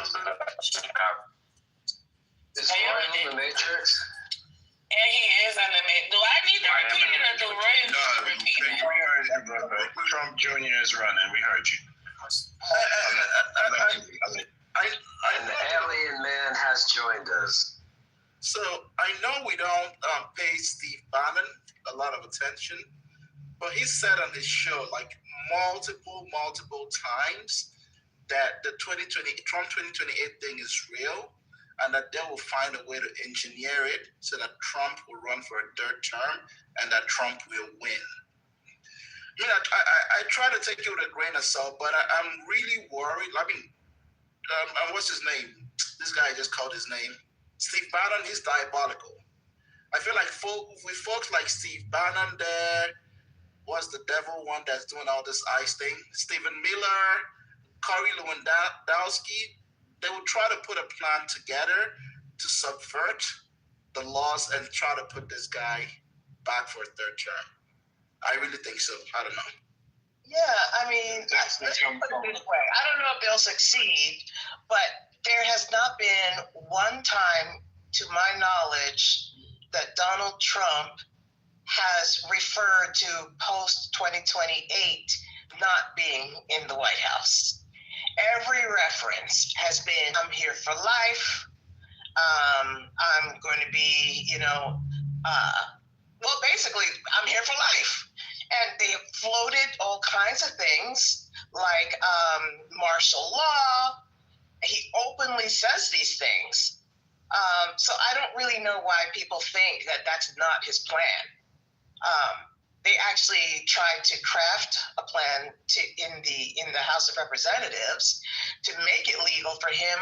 I don't know if it's for him only, but for him to run for a third term.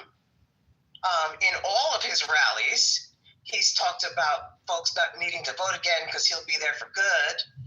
So, I mean, at this point, we're just not listening if we think that his goal, at least, isn't to live out the rest of his days in us. I'm done. And his also goal is to troll us, to get us riled up, because even if he thinks, yeah, it's probably not going to happen, and supporters think that as well, the idea that it makes us crazy and that it trolls the fuck out of us is actually more important than actually their ability to get it done. I mean, I don't think it's a combination of troll, but I think he would definitely try to do it. He would push the limit. I just don't think there's any point in talking about it. That's what I'm saying. Until we get to the point where the candidates are chosen or in the primary. No, actually, I don't agree with you on that one. I mean, I don't think that we should think that it is a done deal by any stretch, but we really do need to look at the plans that they're putting in place to capture the White House for good, right? What about it? Well, we, first of all, need to make people aware about it because a whole lot of people are not. Okay. I mean, when they start talking about martial law, I mean, at this point, if we think that that is not actually on the table, I don't know what to tell you. I get it. I mean, I don't know. Okay, so it's on the table. We're talking about it. So what are we going to do about it? What's the plan to preempt it? Is there a plan to counter-strategize? Like, what are we talking about it for? Well, shouldn't you talk about it before you strategize? I mean, how do you get a strategy and haven't talked about it? So what is there to talk about?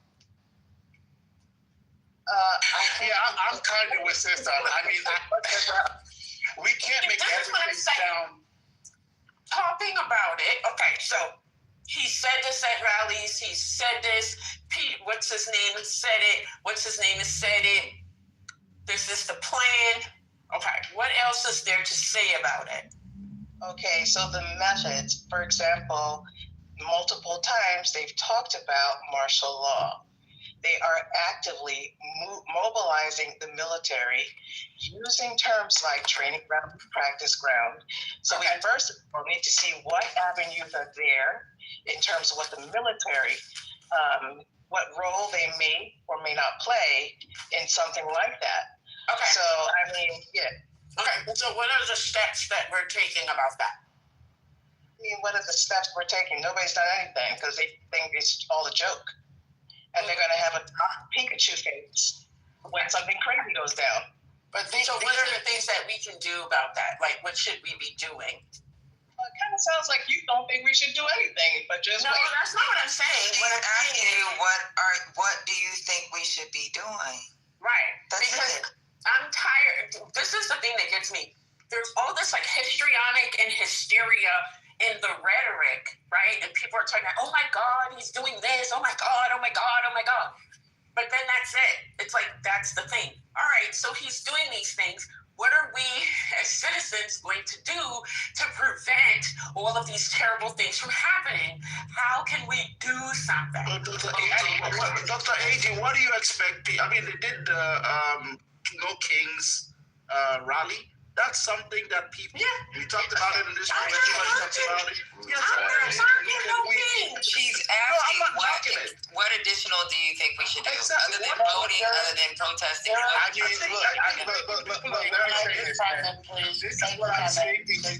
I'm thinking the answer, I don't know if this is the answer you're looking for. The problem is, what can you do? If you have a president that would go as far as instituting martial law, all these insurrection acts, the answer you're looking for is we actually get physical, start a civil war. If voting ain't gonna work, that's supposed to be our main line of defense, is voting against this shit. So if that's not gonna work, if protesting's not gonna work, I mean, shit, what else left is there? I mean, that work. You know, I don't know if everyone's expecting that we get out there and have a civil war. No. Hold on. I'm just saying, you know, all I'm saying is people out here driving up all this hysteria.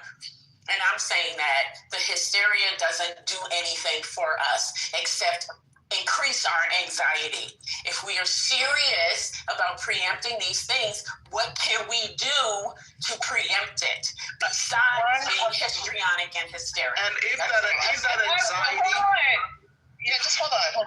I think that it is uncharitable to say histrionic. I mean, that's ridiculous. Mentioning something does not mean that you're being histrionic and hysterical. But if you want an example of what people can do, we can just look to Europe to see what the people have done in fascist situations. One of those things are general strikes. Okay, that I don't mean boycott, a general strike. Those are days where large amounts of people clock out, sit down, don't go to work, and bring the economy to a halt. Things start moving when you start hitting those types of sectors. Okay, so in terms of collection, we start in rooms like this, making people understand that this is an actual threat and not just vain, hysterical imaginations. Okay, so how do to get the ball rolling on a general strike?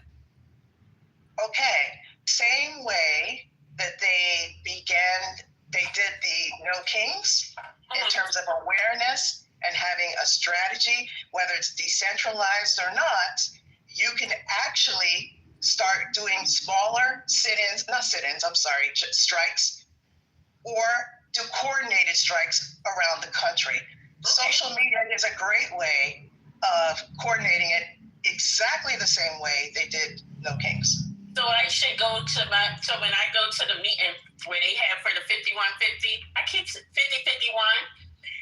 then I should say, like, let's investigate having a general strike. So groups like 5051, right, because they're like the No Kings people, they should look into organizing that.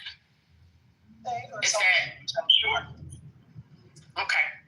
I wanted to delineate the conversation, because one conversation is about, oh yeah, I'm going to stay, be elected for a third term and all that. That's a constitutional thing. That's the part where the rubber meets the road on the primaries and going through all of that. The other part is, I think, a rightful conversation, which is about creating martial law, which is not having voting. That's a different way for him to stay on. I think the discussion about, oh, can he run for a third term? I think that's fucking garbage right this second. I think the conversation about martial law and about cracking down on voting and all that shit, that's a more righteous conversation. I agree. And like Sister, I hear you. Like, is it beyond Trump's scope of intention to want to be the true king and truly not leave office? No, of course not. It's absolutely not beyond his deep narcissism. But right now, it just seems premature. Even when I presented that to some hardcore MAGAs, you know, they're like, oh, Moose, you got TDS. Like, even they think that's too crazy for him.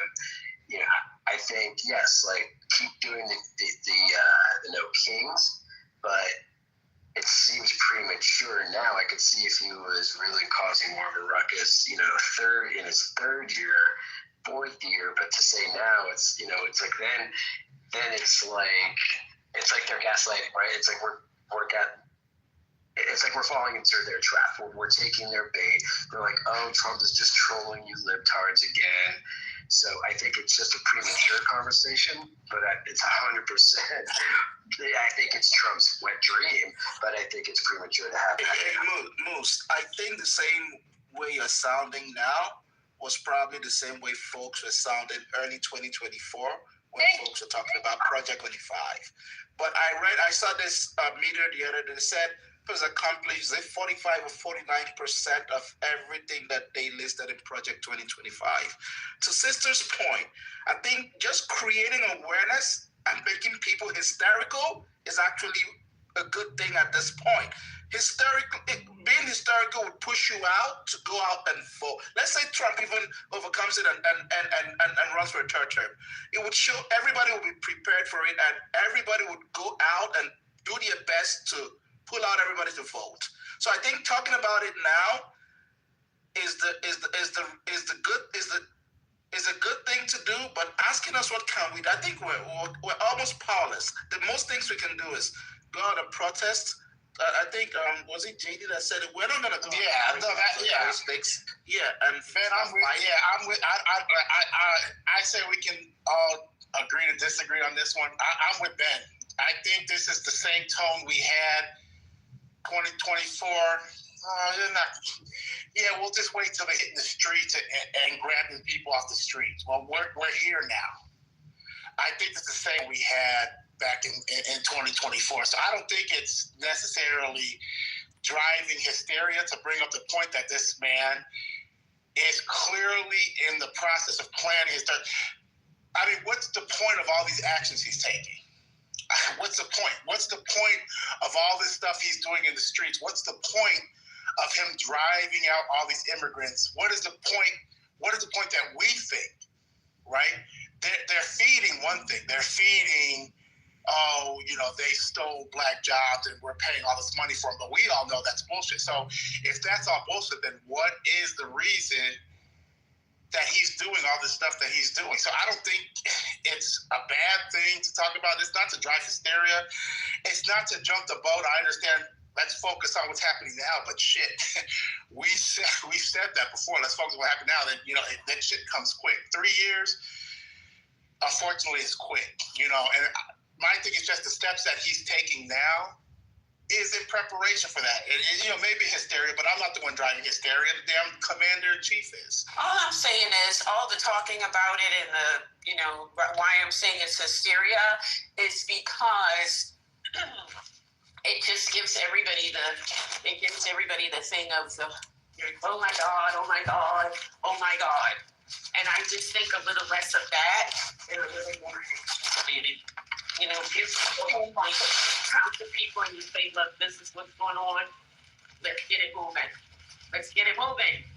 But just the ginning up of attention and awareness, I think it's overdone. And that's just my opinion. And I respect your opinion, but here's the challenge that I'm seeing. The people who are saying, let's get it moving, they have an equal and opposite people from the center and liberals saying, your hair is burning, there's no need to do anything, I don't believe you, you're hysterical, the sky is falling. So this time last year, in fact, way earlier. So screw those people. Wait, hold on. People who move in. Understood. But the thing is, we were saying for at least 2 years that they're going to turn the military on the people. We had all the why, those things, we had a legitimate reason to believe this. And it was not the MAGA, it was the right wing who basically drowned us out very people who were trying to listen to us. And here we are today. And, I just think at this point, that I might be on the side of the accelerationists and just let people wait until the doors get down. I'm sorry, go ahead. Sister, I was just telling her she was on mic. Yeah, we talked about the voting rights for years. We talked about Roe v. Wade. We talked about the military being used against people. And it is the liberals. It is the centralists who have shouted us down the most. And that's the challenge that I have.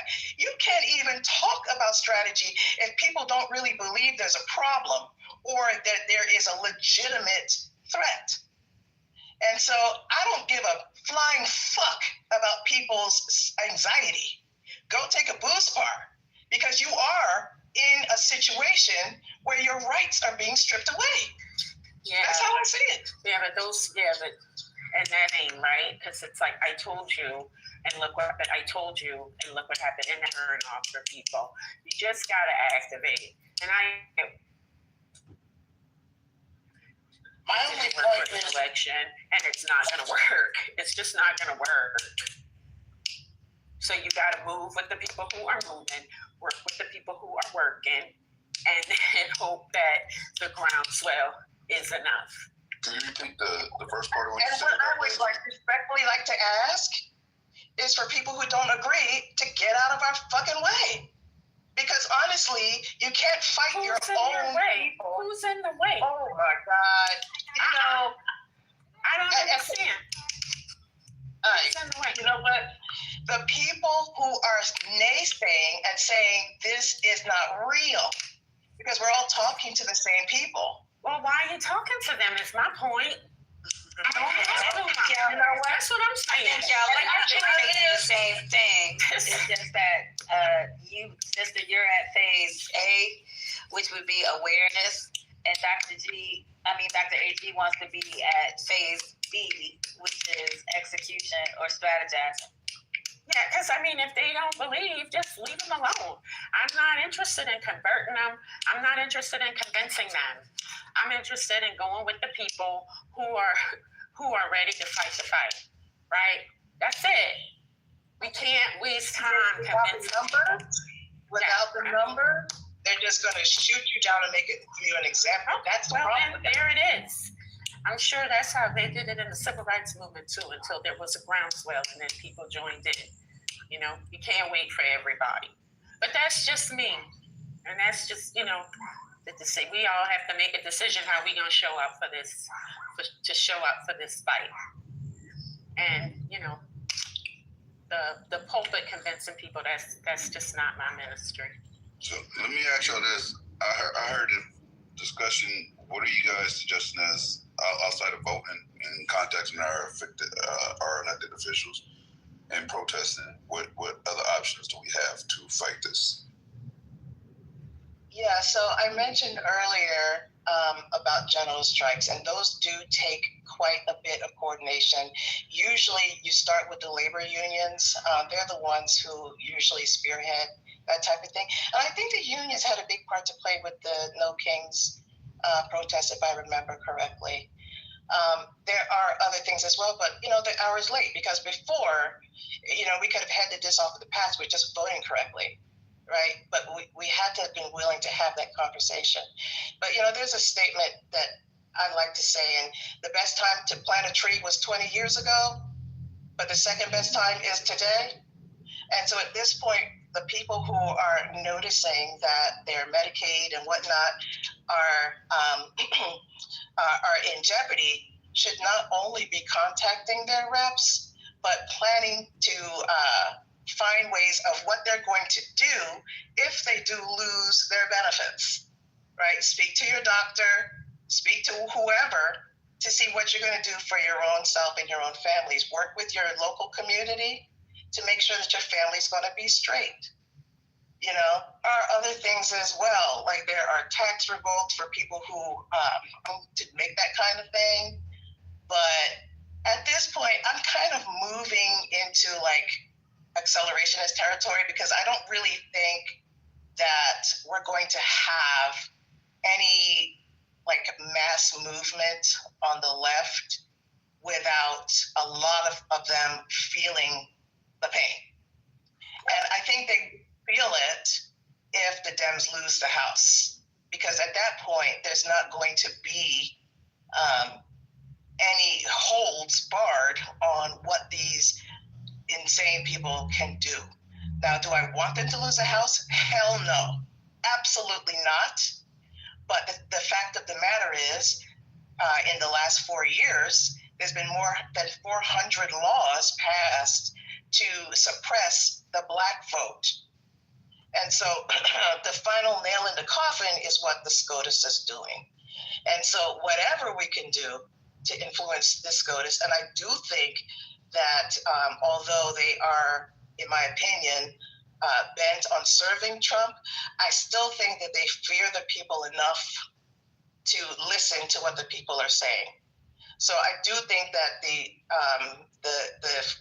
No Kings thing was one thing, but mass demonstrations over voting rights has to be a part of this.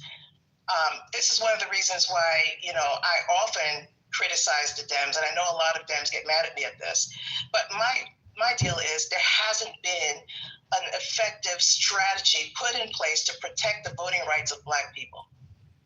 I don't think we would be here right now if Black people had, their full representation in the voting booth. But here we are now, right? And so at this point, at least this last bit needs to be preserved by any means necessary. But that's just how I see it. I was going to say, speaking of healthcare, I don't want to dig too deep, but if anybody has lost their healthcare, Kaiser has a program for people who, fall into that income bracket to be able to have some sort of health insurance through them. So if anybody needs it, Kaiser has a program.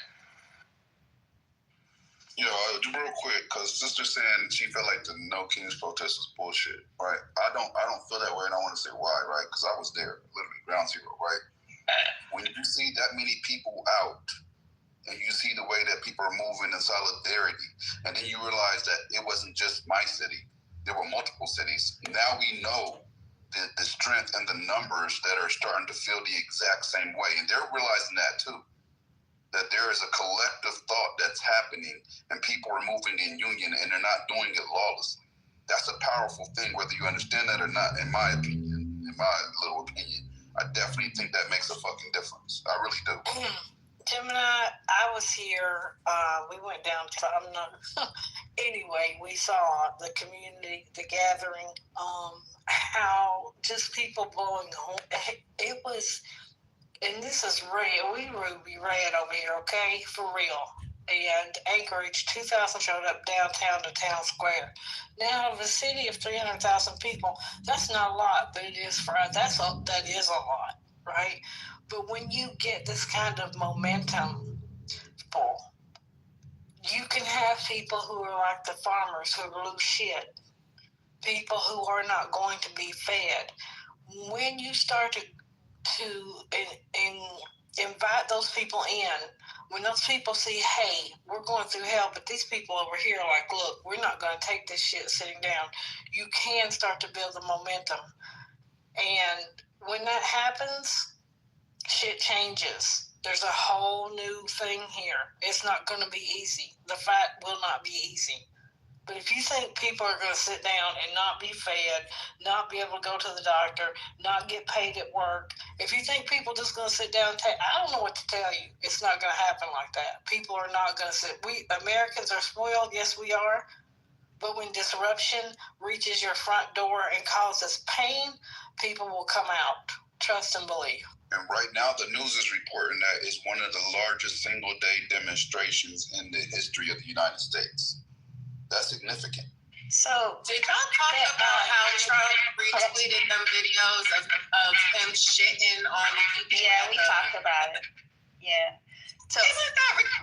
So one of the things that people keep is lost about the value of the protest of the rally. Like Gemini and they're talking about the head count and the number and the optics and the press coverage. While some may think that is significant or that didn't move the needle, like in the marketing space, we call it when you draw people out and incentivize them to come out to an event, we call it an activation. Because once they get there, you do things to them. You organize. Like Tiffany gave examples of what they did in Memphis. I saw when I drove past, I saw booths where people were signing up for different causes. They were signing up for registering to vote. They were doing all these things. Those are called activations, i.e. getting people activated for the next thing, whatever the next plan is. Now you've got them on a list. Now you understand who your potential leaders are, or the potential sub-leaders or team member. Same thing when you go out and canvass, when you're canvassing for a politician or whatever. They start as like meetings and rallies, and then from there you identify who are the influencers, thought leaders, and leaders that you can rely on to hold an office, be a part of the think tank or the strategy. So it's not just to show up there and listen to people speak and then go home.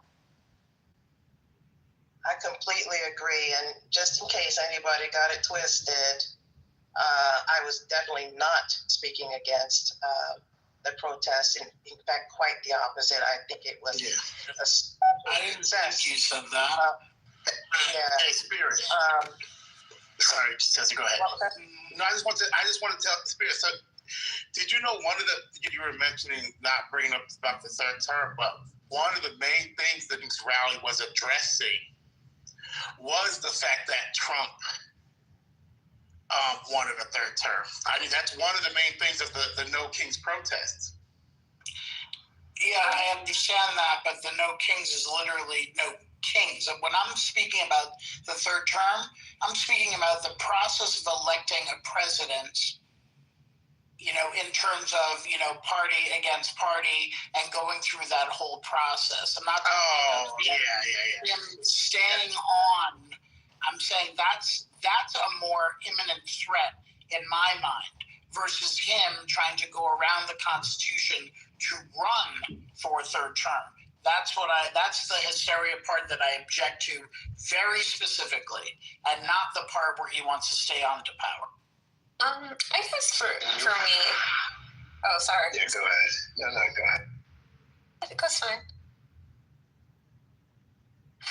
So for me, I attended. Yeah, go ahead. You go. Y'all killing me. Agent, go ahead, please. Come on, fast. So for me, I attended a No King protest, and for me, I guess maybe I was disappointed because it wasn't what I expected it to be. And back on it, I think it was a waste for me. I don't think that it really radicalized people to the point that I wanted them to be at. It seemed for me, when people, it seemed more like a rally. It didn't seem like a protest. The idea of people gathering on a Saturday doesn't really impact anything. It's like the day, nobody works on a Saturday anyway. So people gathering on a Saturday to, march to wherever they were marching to and dressed up as unicorns and, playing around really didn't hit, well, to me, didn't hit like it was supposed to. So for some people, it just seemed as though it was just a gathering.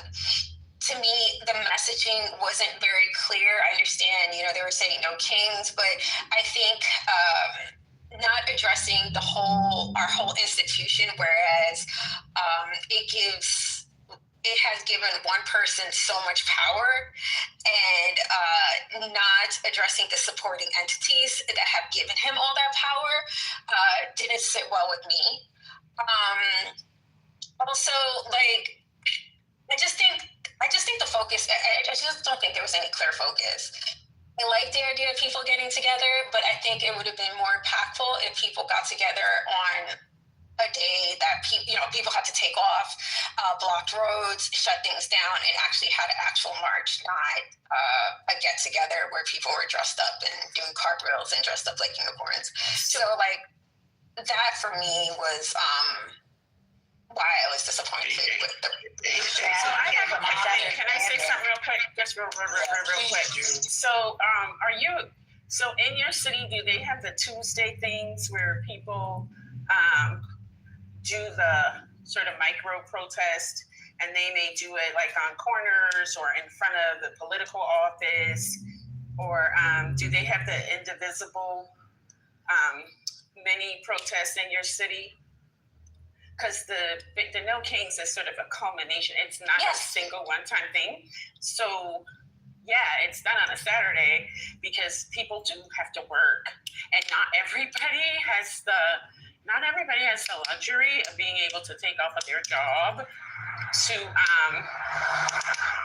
to participate. So it is to maximize participation by acknowledging that some people can't attend the other ones that are held like during the week, where they go and bombard their representatives' offices with questions and signs. So there are micro things that are happening, and this was just like a culminating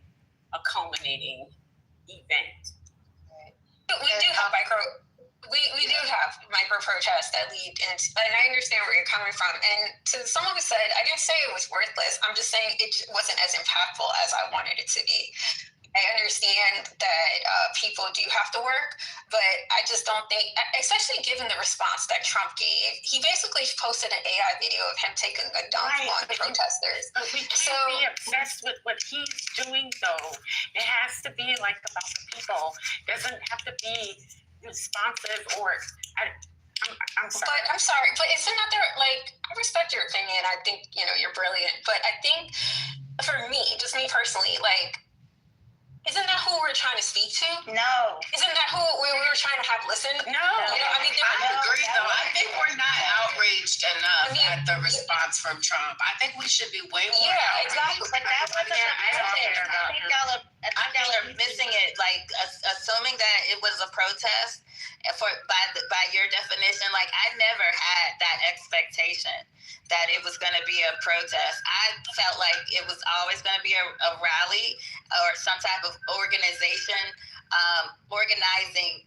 event to draw in more people and make them aware. And then from there, in the face of, you go out and do different things. I never saw it as a test, even when it was called a protest, because based on all of the pre-publicity around it, it was more like a rally. To me, I've been to both, and I know the difference. And I can see if you thought it was a protest, expecting a different level of coverage, a different level of activities when you get there, taking over bridges and things like that. I never anticipated any of that because I knew of the local coverage and how they were planning for it in terms from city ordinances to the police coverage. I could tell it wasn't going to be a protest, but I just think that it might have been a mismanagement of expectations on some people to expect it to have been one thing. And then I think expecting, if you had that expectation that it was going to be more along the lines of a protest, I can see you feeling like Trump's reaction or expecting his reaction to have been something different than what it really was. Yeah, I mean, that was my expectation too. That's what it was. I'm sorry. Yeah, go ahead. No, go ahead, Doc. No, I was going to say real quick, Agent, so I hear you. Trump's response, incredibly adolescent. I mean, that's actually been an insult to adolescence. But he responded. The king of trolls himself, he could have ignored it, but it triggered him. Again, his response was completely conduct on becoming a president, a mature, well-rounded, reasonable adult, let alone be president of the United States. But he got triggered nonetheless, which means the message is getting through.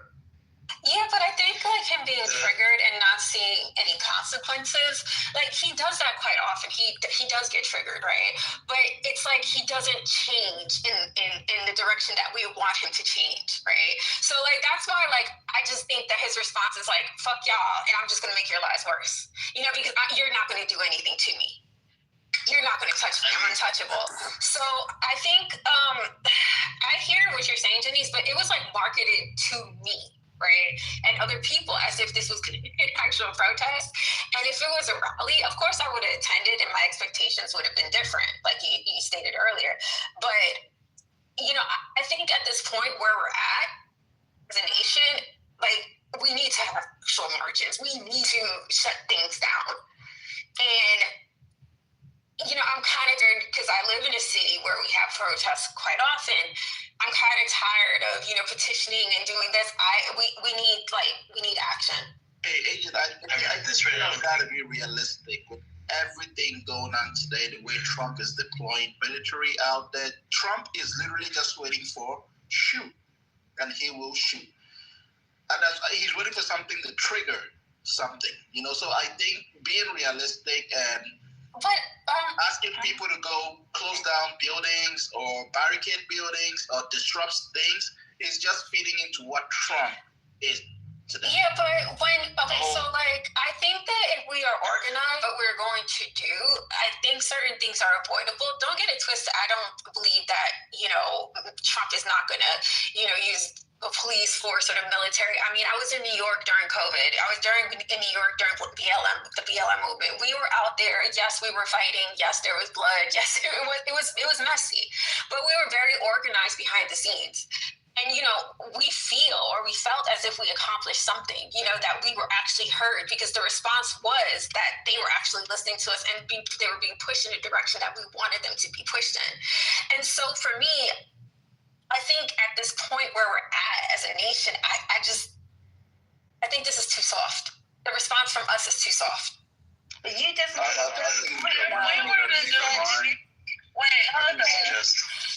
minute. Can I go ahead, Brooklyn?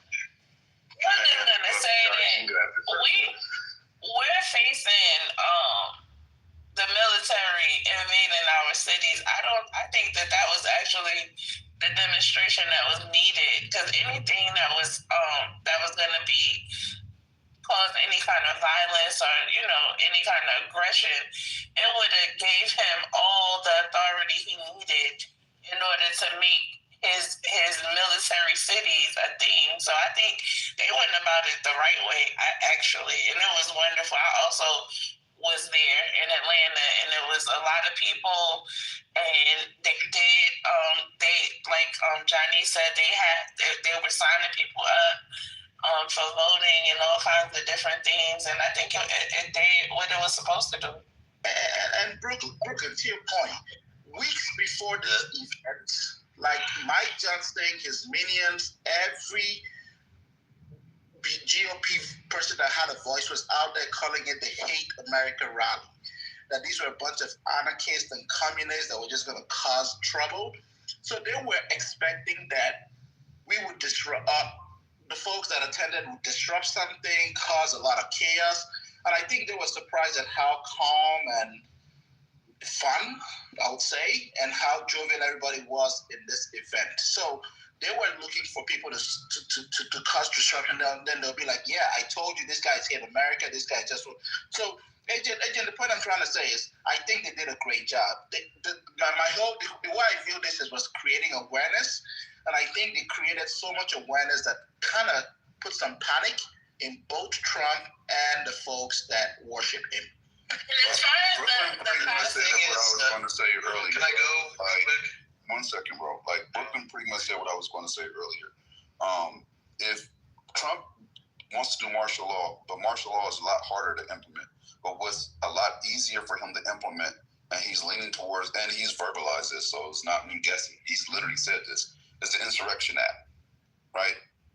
It has a lot lower level of legal necessities that can be met to be triggered, right? So with that being said, if we do start pushing to, or if there is violence, he's already sending the National Guard to cities that don't have significant violence right now, like San Francisco, for instance, right? So when you see him doing that, if you don't think that he will absolutely trigger the Insurrection Act, and that will be the snowball that starts going downhill and building, then I don't think you're reading the board appropriately, right? No, I am. Also, even though he didn't respond in the manner that we wanted him to respond, respond. Like, I didn't give a fuck about his response. It's not for him to respond. It's for the public to start mobilizing and taking action, and for other politicians and our representatives to realize that they're supposed to step up and represent us, right? That's it, because we're acting out as the people, right? The people of the United States. So the fact that he responded at all means that we do have his attention. If a non-response would be a lot worse than him creating an AI video and putting it out, although that's a piece of shit video and not very presidential on any other fucking level, which is insane that a president would do something that fucking childish. We attention enough for him to respond, which means he's watching this, that he understands that there are incidents happening, there are people protesting, there are people that are not aligning with his fucking wannabe dictatorship, and they're doing it in a structured, peaceful manner, which ties his hands as to what legal repercussions he could bring. The only thing he could do was an AI video. You gotta put it in that light. That's the only thing he could do. There was no violence for him to respond to. You can't have an armed response to a structured protest, legal protest. Did he go people on? that are compliant. Well, I mean, I think that he can, but the important thing to sort of help put others talking, the narrative. And this is that protests also shouldn't happen, but I think that this was very important, right? The narrative that Trump is putting out there, these people are Antifa, these Antifa people are terrorists, right? We have to send in, the National Guard to get, this terror under, right? But instead of that kind of appearance, we had people dressing up in costumes, having a good time, working within the bounds of the law.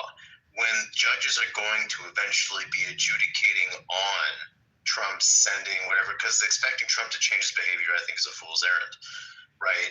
But countering the narrative of, the idea that all of these people are belligerents who are anti-American, who want to go and do bad things to you, whoever you is, right? But when the cameras are turned on and when something this big is organized, we have people dressing up in inflatable dinosaur costumes, right?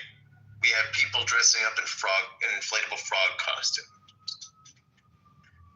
These things make a difference, and these things fail in court even with Trump-elected judges, or Trump-appointed judges, I'm sorry, right? Where even they have said, no, this doesn't work, right? You can't go and do these things. It's going to continue to be a struggle, but I would suggest, and again, this is not to go, I don't think it's an either or necessarily, right? I think that protest certainly still has value, but events, mass events like this, which welcome a lot of people who may not be comfortable with protesting, but may be comfortable with having more of a jovial time like this while still going and demonstrating, right? About, we shouldn't have kings, etc., in a way that is playful, fun, counter to the narrative that Trump yells at us, he swears is happening, is, I think, important. So me and my uncle, who is 80-something years old and was in Vietnam, we talked about the No Kings protest because I went to his house after I went downtown. And, we was talking about, my cousins was talking about how the people was dressed up and, it was people saying that it looked stupid. And just to that point, he was just saying that that's not far from the norm. Even back when they were protesting during Vietnam times, people would dress up and they would have the different signs and all of that. So don't think of it as, something that's different. Like, people dressed up, they did all of the things that they're doing now. This is the norm for protesting. Now, I don't think that people are used to that because we basically, 2020 and all of the time before that, we're used to riots. You understand? That's what we are accustomed to, rioting for the most part. Protests turning into riots. And that wasn't what this was, and some people are getting it confused. And that's where the problem lies, I think. I think understand that it is aggravating MAGA so much. They want to turn it into so many things that it wasn't. As someone said before, Trump and his media arm, the people who put his message out, were calling us anti-American, calling us criminal, calling us hating America, all this crazy shit. Caroline Leavitt, the shit she said about people, Democrats and people on the left, was like, it was crazy. But what we did, the people who went and did this on Saturday, was show them we are not what they say we are. We are not that. We are Americans and we care about this country. Now, whether you think that will embolden people or bring people out further, it's a stress test again. The more stress put on people, the more they will say, hey, you know, I'm feeling this, and these people weren't lying. What they were telling me all along is true. There's people who are ready to do that. They're ready to take that step because they see what's going on. You have smart people who see what's going on, and they voted for him for their financial situation or for whatever reason they voted. There's some people who have some sense and are saying we can't sustain this. And I'm going to tell you, it was all older people there. There was college age kids, okay, who went there of their own volition and had their own signs and did their own thing. It's not just old people. It's not just veterans. It's not just whatever people are saying. They are trying every way they can to denigrate this protest because we didn't get violent. The only violence was from them. There was a lady with a MAGA shirt on who brandished her gun. Okay? There was somebody who tried to, I don't know if they succeeded. I don't think I heard that on the news. I haven't looked at it. Who was trying to run a car into a crowd.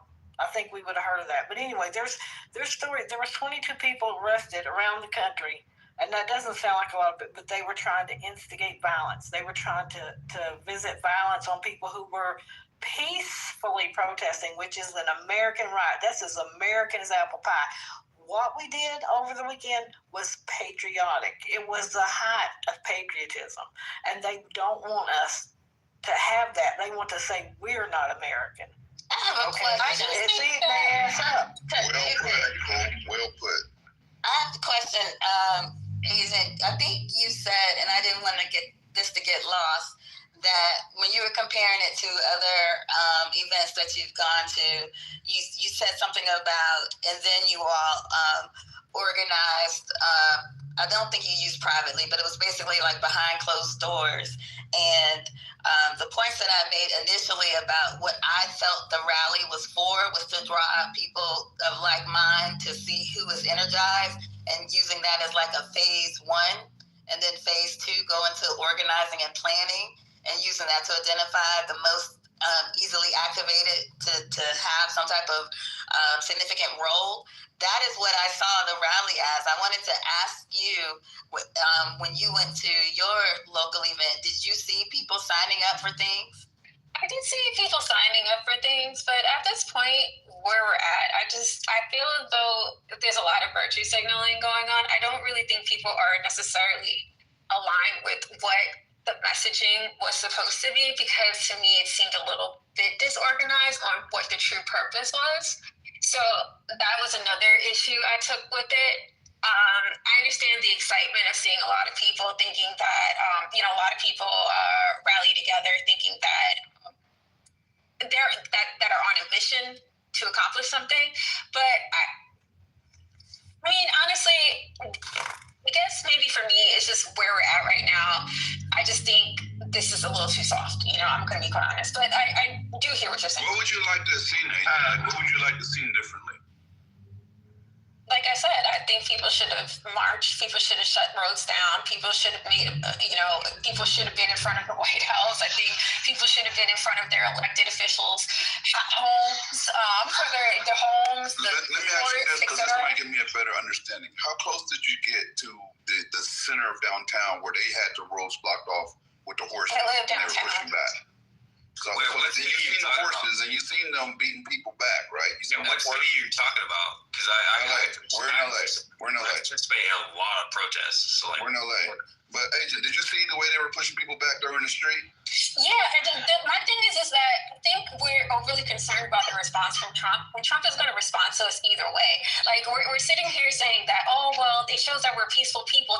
Regardless of what we do, they're never going to see us as peaceful people. They're always going to see us as the opposition. And so, Trump is going to treat us as such. This is not a normal thinking person. person.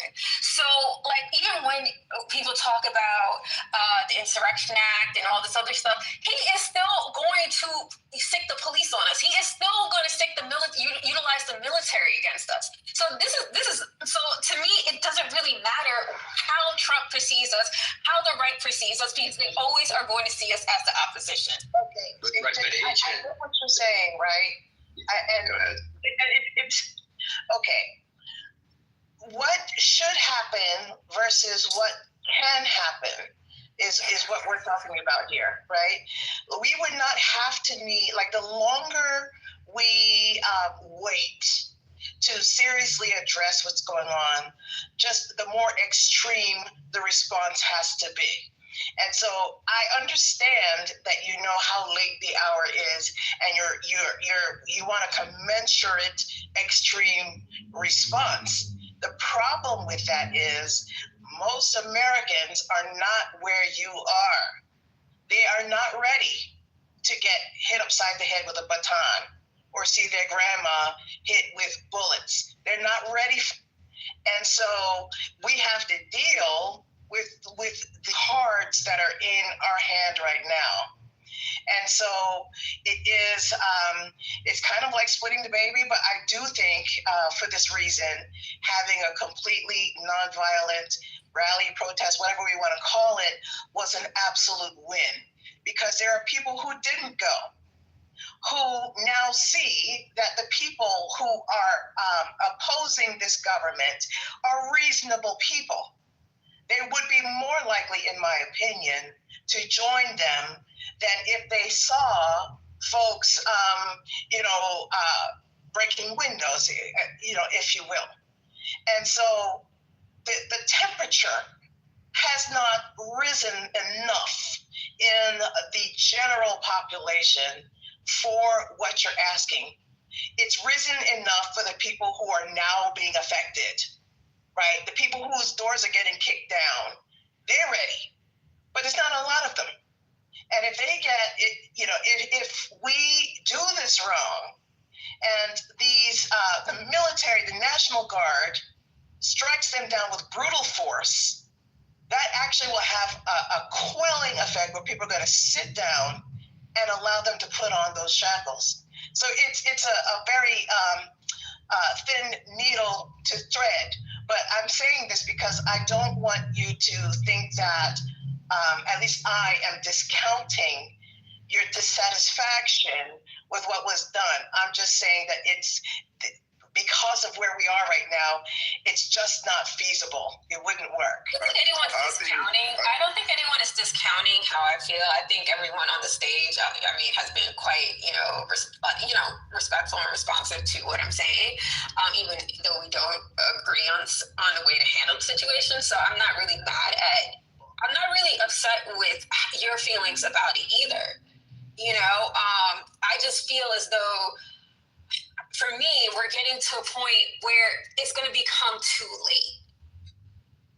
And so, because I see what's going on, because I work in the healthcare sector. I see what's happening to people. I see what's happening to children. Yesterday I spoke about how in my neighborhood we have a food program that we're collecting food for the people who lost their federal jobs, who can't feed themselves, or the children who can't feed themselves, or the elderly who can't even leave their homes to feed themselves. So, we're trying to organize, but it doesn't seem like people it seems like people are still asleep. You know what? And that's what's frustrating for me. Hey, Agent, I do think we definitely I know we need people with your mentality, right? So I don't want you to take it like I'm down in your mentality or your viewpoint as far as your approach, right? But I also think that what we're doing is very strategic, and we're playing chess at this point. He's been pushing the narrative. Trump likes to have narratives that he pushes, and he does it very consistently until it takes hold, till he gains ground with it, right? And one narrative that he's pushing right now is the violent left, terrorist, Antifa. He keeps repeating that redundantly until somebody starts to accept it as truth, right? And if we align with that via our physical actions, we have just played into his hand, right? We are going to make him look retarded for saying that shit by showing that he's wrong via our actions, right? Yep, we definitely have a problem with what you're doing. Yep, we understand how things are trying to be portrayed. Yep, we're going to protest you. Yes, we're going to be legally compliant. There's nothing terroristic about our approach.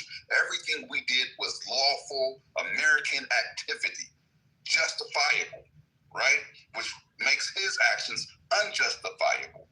When he tries to use the National Guard, when he tries to say that they're terrorists, the violent left, all that has been disproven via action, massive action this weekend. Now, it might not have been exactly as good as it could be, and you probably know more about protesting than me via some of your experiences that you spoke about, and I respect that. But I don't think this was the time to be violent. I could be wrong, but I just don't. I think it would be premature, and it would be more advantageous to him than us. I mean, I guess we're just going to see it differently. I just see the outcomes differently. And like I said, I'm not taking anything with any animus from anyone on stage. The chat warriors are going to be chat warriors. But I think for me, I just see the outcome just getting worse. And for me, it's like, I just want to stop it from getting there, and like I haven't really heard people talking about how they're organized to help people who are going to lose their health care, people who are going to lose their benefits. Meals on Wheels is already suffering, things like that, how communities are going to manage that. And so, I mean, I understand activism is, shown differently, and people, move differently, and I understand that, but I'm just really concerned about, people's. Yeah, I mean, I think you're 9 months in and you had the single day largest protest in American history. You have 7 million people. That's quite a foundation. And the next time something ever, we're going to bring other people with them.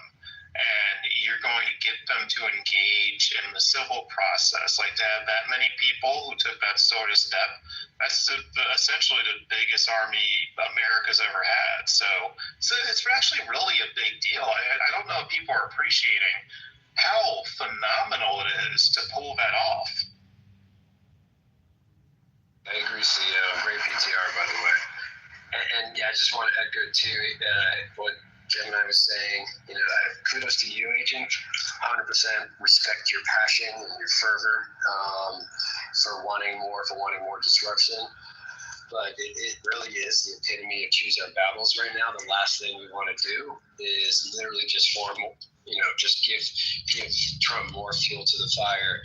Like he's talking about sending National Guards to cities like San Francisco that have literally the lowest crime rate in over 2 decades. So he's doing these things as to flex, clearly political move, going after left cities. But again, like Jim and I said, if we give him reason and things go left real quick, like things go south, there you go. That's all he just needs one protest to go sour for one, for some businesses to start getting vandalized, whatever, what have you, for one cop to get injured. And it's like, I think we would see a wrath that I don't even think we can comprehend from him. So I completely hear you, and I truly support it. I'm just asking, like others, to see it as a chess game and to really do this in phases. Right, and I also want to point out one more. Wait a minute, I just want to say one thing real quick. I haven't said anything. Don't call on the Lord, not right now. I'm going to be real quick. I just wanted to ask a quick question. I thought that I saw, even when it was being advertised, that it was always advertised as a rally, not a protest. I could be wrong. That's what I thought I saw. That's what my It was advertised as a rally, 100%. Yeah. Oh, okay. All right. I'm sorry, Scotty and Corey. Okay. Corey, I know he's wrote in the chat that he wanted to speak to. Oh, okay. No, I'll be super quick. I mean, I was at the New York rally, and it was really awesome to see a lot of American flags there, a lot of people having a joyous rally and time, because it's showing to the other side that actually we're having they hate when we're actually joyous and out there on the streets and have a political opinion and all of that. The fact that there wasn't one arrest in New York also shows something else, which means it sets a template for, hey, look, you know, the cops didn't arrest anybody. Y'all like cops, right? They didn't arrest us. So, like, what is that message to the rest of the country when in New York we had, what do we have, 100,000 people? I'm not sure, 200, but no arrests? No arrests. I've been to so many protests in New York of a much smaller, like a 10th of size, 20th size. There's always arrests. And there wasn't one here. That's fucking pretty fantastic. So I think the messaging of that alone is really, really important. You all can excuse my background and any residual mouth sounds. I hope they are not present, but I just had a root canal about 2 hours ago. I'm feeling good.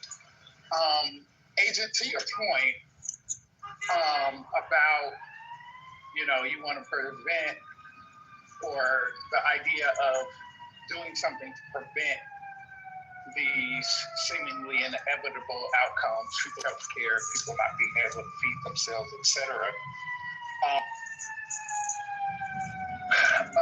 An old Caribbean saying is those who do not listen must feel. And similar to the fuck around and find out, you don't listen, so you fuck around and then you find out by feeling. We haven't gotten to the place where there's going to be some mass mobilization of people at a by any means necessary point, because there are not enough people that feel yet. A lot of people feel the groceries are higher, but you're not dealing with that and your health care. You're not dealing with that and not being able to buy groceries. And so I don't think that as a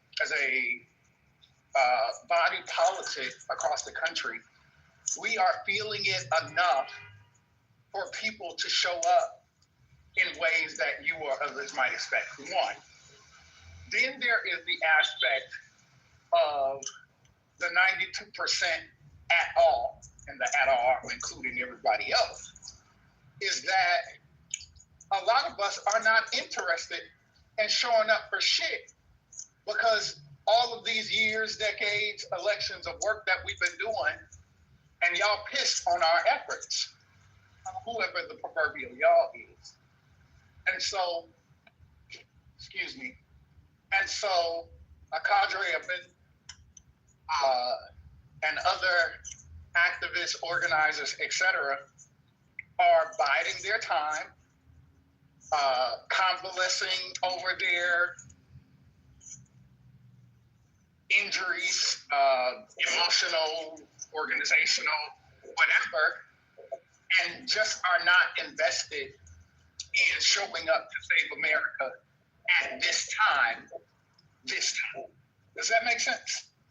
No, it makes sense. I get it. I get that part. I was one of those people for a minute after Trump was elected. I was one of those people who was just like, all right, I did what I was supposed to do. I canvassed. I did what I was supposed to do to prevent the situation, and I just got slapped in the face. So yeah, I get it. I was in that slump, so I understand.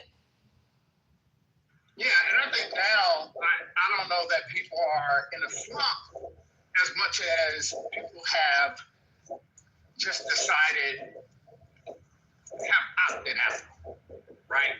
We recognize what's happening and we have opted out, especially in the face of what's been happening with ICE and immigrations, Custom Patrol, Homeland Security, both of those people. The face of that has been Latinx folk, with some smattering of Black folk dealing with the stuff. So we don't really give a damn, because y'all put us in this motherfucking situation in the first place. So figure it out until I decide to get up off the couch. See, my problem with that is that I feel it's seeping over to people who look like us. And so, like, I agree. Like, I'm not gonna wait to be a victim, you know. And so, luckily for me, I'm in a situation where I'm not feeling the hits, but I see other people getting hit. You know, I see us struggling. And so for me, it doesn't make me feel good. I don't see, you know, grandma struggling. I don't like to see kids suffer. And I just see it as children they are the most unprotected demographic in this nation. And I just see them suffering, you know, and I don't like it. I don't like to see children suffering. So, and that's the population that's going to be hit the worst. Like, I'm an adult, I can take care of myself. But what can a kid do? Kid can't advocate for themselves. Okay, everybody say it with me. My favorite saying across the country. Fuck them kids. That is really, I say that facetiously, but that is really how people feel. And I say that because, I say this all the time, one of my ministers said, people don't care how much you know until they know how much you care. And care is demonstrated by action. We be talking about we care about the kids, we want to save the kids. We really feel like on the deep, like inside, fuck them kids. Or we will be doing the things necessary so that they wouldn't have to deal with it. I agree. That is their sentiments. I agree. They don't care about children, even though they want to run on this pro-life stance. I agree. But, like, I don't want to sit there and watch this happen, watch children suffer. I just don't want to see it.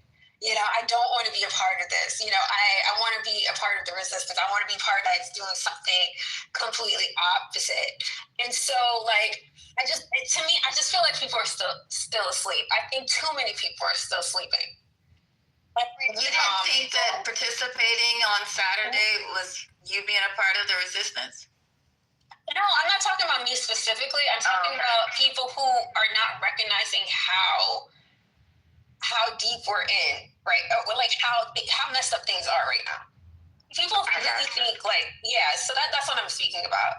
And so next. I think that that's what Corey was trying to say with, you know, those who can't listen must feel. And I feel your pain.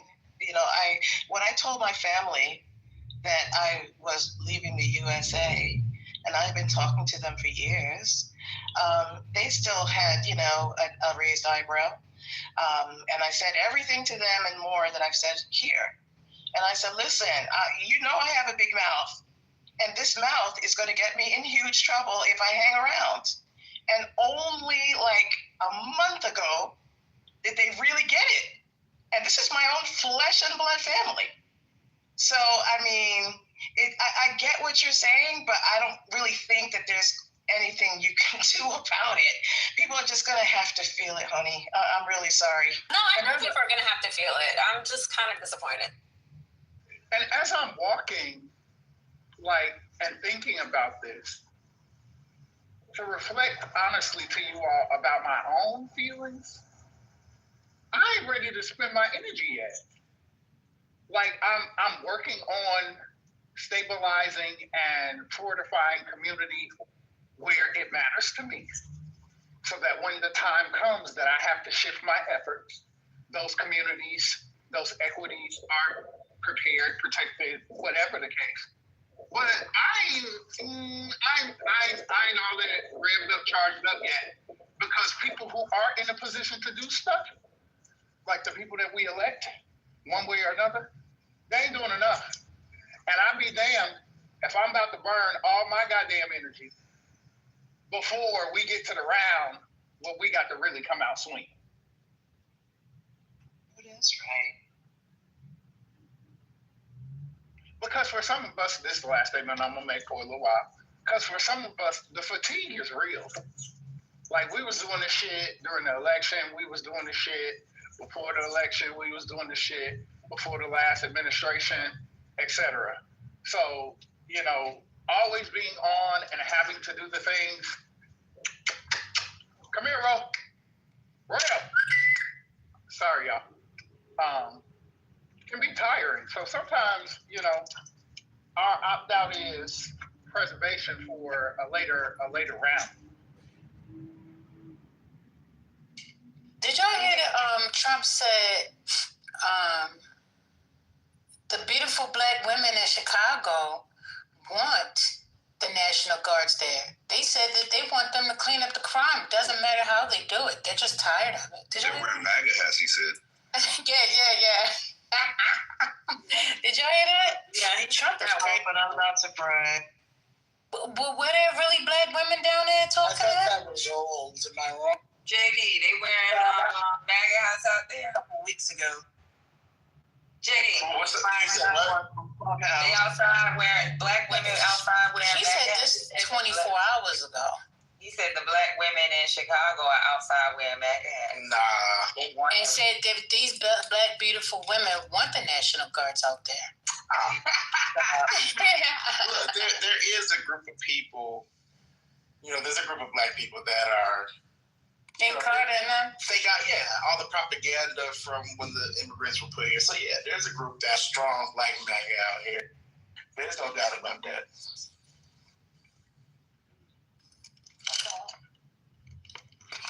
Yeah, I think we need to stop with that mess. But getting away from the protests, like earlier, we were talking about strategy. I will say, in terms of broad strokes, I think one of the steps has to be to separate Trump from his inner circle. And there are a lot of ways to do that. Trump cannot do what he is doing without help. And I don't know why there hasn't been more effort to create division, confusion, jealousy, whatever you want to call it, between him and his henchmen who are sitting in the executive branch. It is a lot easier to target someone like Stephen Miller or Steve Bannon or Pam Bondi or whatever than it is to just try to take the whole thing down. You've got to degrade their solidarity. And I think that would be a very a wise move on the part of Democrats, whether you are in office or just a blogger. I think Trump's weaknesses, which are being exploited by the people on the right and internationally, are also available to us. He's a very jealous man. He's a very petty man. He is very susceptible to flattery, and so you can do things to make him jealous of somebody in his inner circle, and guess what? They're going to be gone, because that is the way that man operates. He is very simple in this sense. There's more I could say, but I would love other people. And that's actually a really good point. If we can manipulate the media platforms that we control to create any type of rhetoric showing that, although Trump is doing a halfway decent job, the real hero is XYZ, insert whoever. I guarantee you that's going to create tension because he has an ego that can't fit two.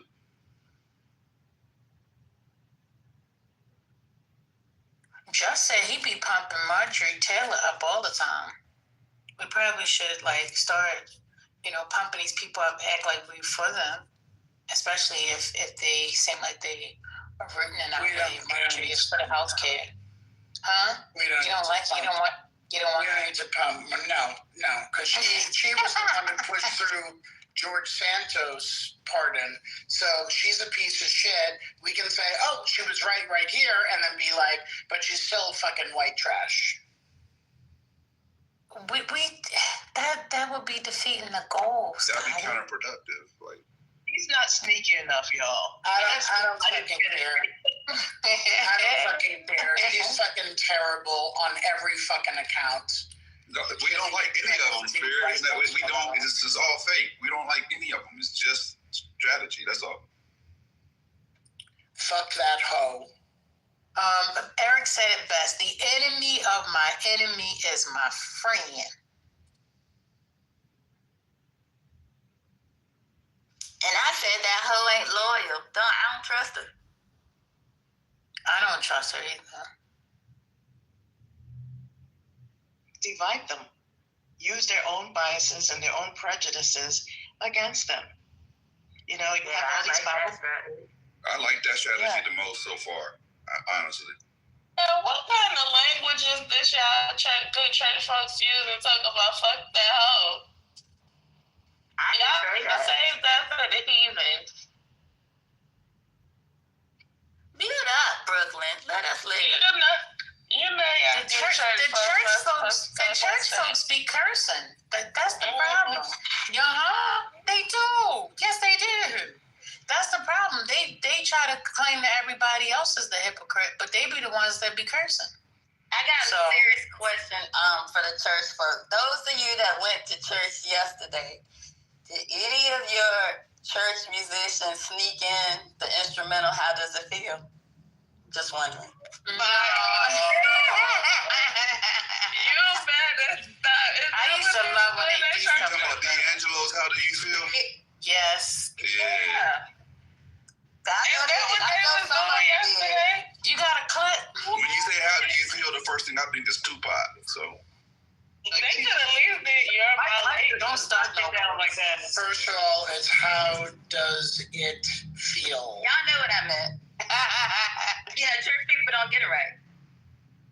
You gotta leave the "You're my lady." Why? How does it feel? That was inappropriate. Because that's like when they do the prayer and then they play the music for a little bit before they transition to the next part of the service. They used to sneak all of that stuff in, and I would be supposed to have my head down and my eyes closed, and then I'll be like, I know they're not playing that, and I look up and you see them jamming, hoping nobody catches it. See, the thing is, you can't even tell on them because they'll be like, how do you know the song, Dan? Exactly. That's why I be telling my daughter, you can't be going to churches because it's live. Like, don't go by that. Like, I don't care about if it's turned at church. That's not what you're there for. Well, they would get sat down in my church. They don't play that in my church. Well, as your resident heathen, I'm all for it. I'm just gonna tell you that right now. Yeah, it's to contribute to the dead. What's going on? You were saying you gotta meet them where they are. Isn't that what they say? That's what I heard. They said, Johnny's. Then I guess the pastors need to be in the strip club or something. It's been a long time since I've been to church, but I remember the as long as he don't touch. Where they are. Praise the Lord. He just helping the single mothers. You can look, but don't touch. Sniffing, right? Don't touch. Don't touch. Don't touch. That's it. Well, what if he's not touching, but she is? Well, then that means that he's being touched. He's not supposed to touch. No interference. How the hell would your mind go to past that the strip club? That's the problem with you niggas right now. Strip club, that's why. But that's not the point. The point is that what Janice was saying, y'all always want to go to something else. Y'all the problem. You are the problem.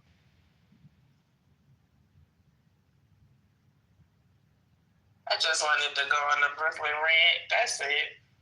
I know. It's all good. What's up, brother? Well, we avoided the gender war so far.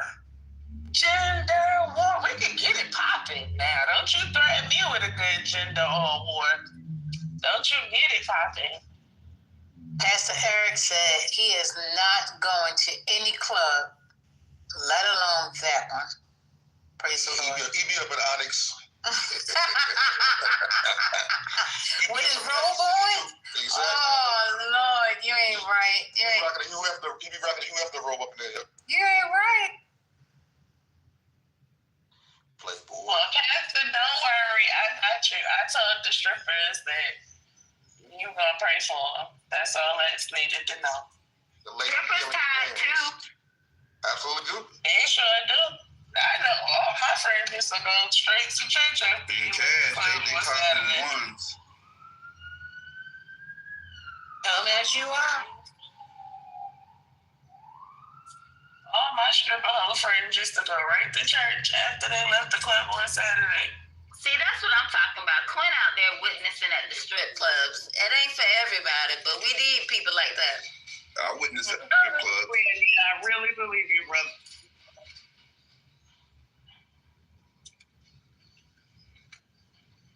John Hasten talking about he done saved a few. I'm saying, yo.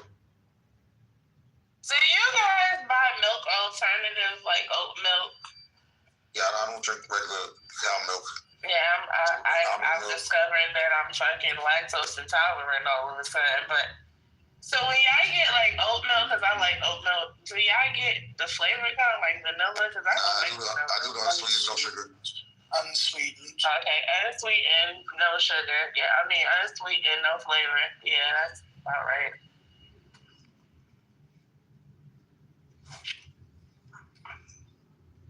Yeah, I can't fucking drink no milk, yeah. Yeah, but don't you? I'm going to eat ice cream. I don't give a fuck about this goddamn lactose intolerance. They're gonna have to take the farts because it's gonna happen. You pay for it in your 50s. You can get really good creamy ice cream that has no milk in it. It is very possible. Vegans do it, and it tastes the same too. So you would have to like Google like protein powder or banana ice creams, and it'll tell you how to do it. You can make it like on your own. Yeah. Listen to me. Ain't nobody listening to that. Can one of my rich Hey sister, can one of my rich clubhouse friends buy me the Ninja ice cream maker? Ain't nobody on my birthday, December 14th? Ain't nobody. Ain't none. I know I'm not rich. Hey, I ain't finished though. Let me just say. I just want to talking about $1 million LLC niggas. One of my rich clubhouse friends. Ninja got an ice cream maker. Yeah, JD got themselves. We can talk to everybody else. I mean, I'm a charity case. But if anybody want to buy me the Ninja, Ninja ice cream maker, I'm gonna go for it. it's like $3.99. Bitch, I rich. I'll buy you the box. Look, if I buy it, you don't have to send me ice cream weekly. I mean, I send you some ice cream with the THC in it too. You know, I get sick. All melted and shit, yo. I put the THC in the ice cream. We have some new shit going around this bitch. Yeah, I never even knew they had ice cream maker, yeah. Well, the Ninja. I just discovered it on How much does it cost? It's $3.99. Yeah, you one of my rich clubhouse friends. I'm about to buy me one. That's why I'm asking. I'm buying you one. Well, buy me one too, nigga. My birthday is December 14th. I gotta make sure it's good. Let me check this out. Give me the black. Somebody put a link in the chat so I can look this up, and I'll get you. You what now? Blackstone Grill. Oh, that now you're going too damn far. Now that Blackstone Grill is expensive. Yeah, cause I'm supposed to be helping my cousin buy her husband one. Yes. But I don't know. That's crazy. You helping somebody buy something for their husband? Well, he's my cousin too. I mean, okay. He like my cousin, so that's what I'm saying. Her husband. He's your cousin, or he like your cousin? He's her husband. He's my cousin's husband, but I've known him since I was 8 years old. That's my cousin too. Shit. Yeah, that's fair. Yeah, that's my cousin. So we supposed to be buying him one. I just found out about that grill. I'm gonna be the only person using it though, because they don't be liking the grill. Yeah, but you could even do use it as like a grill, like a grill type shit too. No, I know. That's why I can't wait to buy it, because I'm gonna be over there cooking and carrying on real good. The best ice cream I ever had was my grandma's homemade ice cream. That shit was so rich, it didn't taste nothing like the store ice cream. It was one of the only things my grandmother could make was ice cream. So she made ice cream, she made good sweet tea and good lemonade and liver. But outside of that, I didn't have a cooking grandmother, unlike you guys. So there's that. My grandmother was an independent woman that was married. How about that?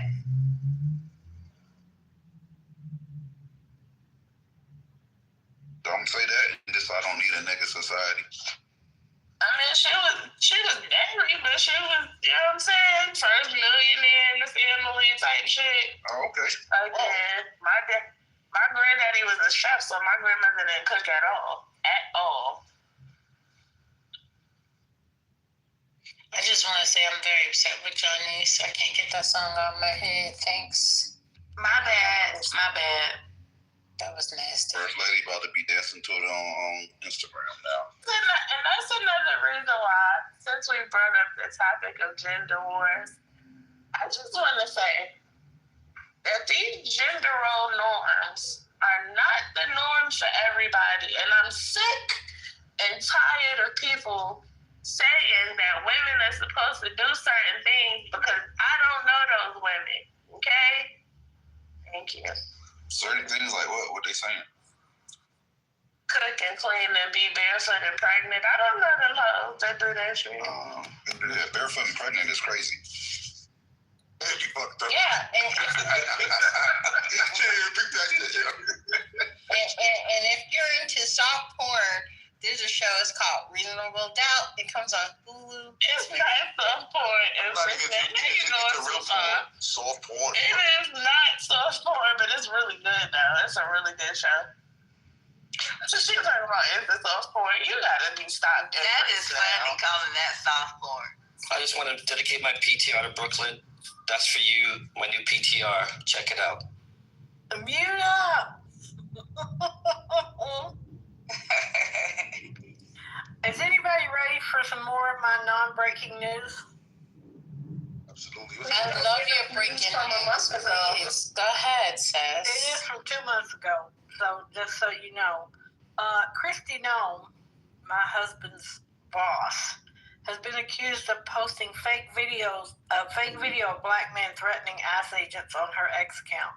Has anybody seen that? Fake agents on her ICE account? Fake. She posted a fake video of black men threatening ICE agents on her X account. Y'all seen that yet? Yeah, I know. I haven't seen that. See, now look, who said my news was 2 months old?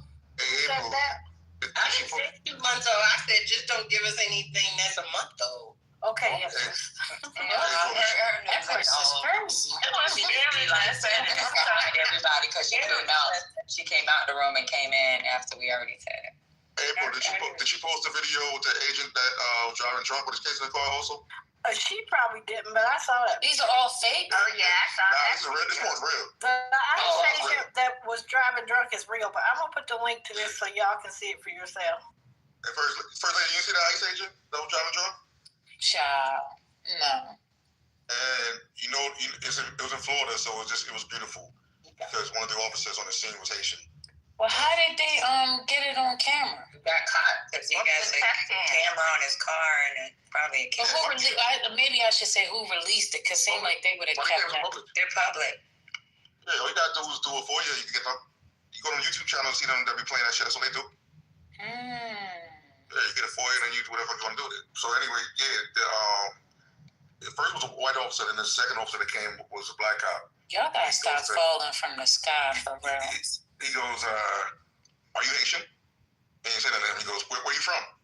And the white cop says it doesn't matter. He goes, yes, it does matter. Motherfucker, you still lost your job, so I would have told motherfucker, yeah. After the handcuffs on his ass. Oh, wait, asking black people, are they Haitian? Is that what they do? No, that's the cop. As he was drunk and pulled over, getting ready to do the DUI test. What the fuck he was gonna do? He was gonna arrest him? Right. Like, that was crazy. I'm drunk, but I'm an ICE agent. And talking shit, he's a federal agent. Yeah. And they arrested that. The epitome of the job, y'all. Because you gotta have a clearance to do ICE. And you can't do a memorandum for forgiveness with a DUI. Now, it's over it's DUI and child endangerment. Even if they downgraded the reckless driving, you will lose your clearance. So now he ain't got no job. Goody for you. Do you think Holman will see him? Holman seems to me like he wouldn't care about something like that with his bitch ass. But anyway, this video was originally with the I got the link in the chat. Sorry. The department's own comment on its post on Homeland Security's post on X, they say FAFO. If you threaten or lay hands on our law enforcement officers, we will hunt you down, and you will find out really quick. We'll see you cowards soon. And then the picture is young black people. It could be it's a young black man like in another one behind him, and it says, ICE, we're on the way. Word in the streets, cartels put a $50K bounty on y'all. Now that was a real video, but it was doctored. It was first uploaded with an entirely different caption in which participants jokingly threatened Iran, not U.S. federal immigration agents. So she took that and faked it up to make it look like they were black teens threatening ICE. Now that's what it is. They're trying to instigate shit. They really are. Why was it Mamdani's fault? Huh? Why was it Mamdani's fault? Was it Mamdani's fault? I am confused. I'm lost. I thought everything was his fault. Oh, I Okay, got my you. I got you.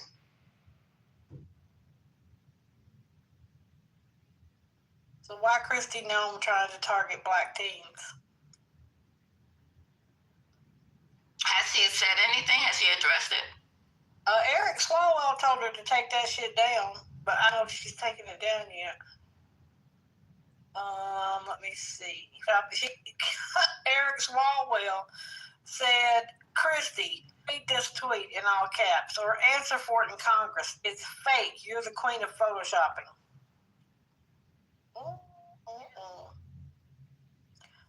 A DHS spokesperson has since told The Independent, this young man posted violent threats of murder against our law enforcement. He then deleted it when he was called out and attempted to deny all wrongdoing. We have the receipts and the internet's forever. Huh? DHS did not edit, change, use AI, or in any other manner or form alter this video. It was downloaded directly from this individual's account on Friday, October 17th, after it had already acquired over 40,000 likes and hundreds of comments urging individuals to target our ICE officers. The willful, intentional blindness by leading Democrats to the massive increase in violent rhetoric against our agents due to their actions is both disgusting and disappointing. Okay. She's still mad because those airports wouldn't play her video. Yeah, that's what's wrong with her. But yeah, that's the thing. People are saying it's faked, and they doctored it to make it look like those teens were threatening ICE agents. Speaking on fake AI type stuff, do you guys know the issue with Kenny Lattimore, the R&B singer, and his wife, and the whole lawsuit they got going on, like fake stuff? You guys know what I'm talking about? Oh, a lawsuit because they said they were breaking up and getting a divorce, and they weren't. Yeah. So Faith Lattimore, Kenny Lattimore's wife, did this whole like investigation on her own and like unearthed this international syndicate that is targeting fake news to Black people. And they're like from Pakistan, they're from Russia, of course there's some in the United States, but just making up stories out of whole cloth, and they'll have like hundreds of other websites that will kind of corroborate it, and then it gets picked up by the regular news from there.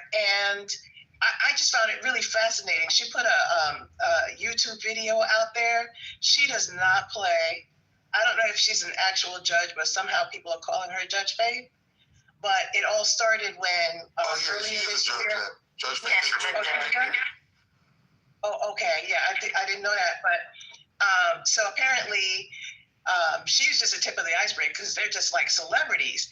And there was all this news going on saying that they're getting ready to have a divorce, that Kenny Lattimore is on the DL, and it got like real particular, like with quotes and pictures and fake video and all this bull crap. And she went to Google. Well, first she went to the authorities. They didn't do jack squat. So she launched her own investigation, went through Google, and there are ways to find out who posted things, even if they are anonymous, and even if they are using VPNs. Now, that part, I have no idea how they're figuring that part out. That makes no sense to me, but they did. And so she named names, right? like had pictures of folks who had done it. A bunch of them are in Pakistan, and they have all these websites that are like it's not World Star, but World Star type websites that like pretty much everybody who pays attention to it are Black people. And yeah, it's deep. Look her up on YouTube and you'll see what I mean. And you know, Russia was doing that for a minute, and they actually had little farms in Ghana where they were setting up, and they were paying them over there to do that shit for a minute. Yep. Yeah, they have them all over, like, and it's really sneaky how it can enter your algorithm, because like I accidentally started following some on like Facebook, and like then I realized what was going on, because almost every update starts with sad news, and then it's some supposed celebrity that died or had some tragic event to happen, but the videos always with some kind of title that's like sad news about so and so, and then I'm like, oh my god, like I thought I'd stop unfollowing all of these accounts.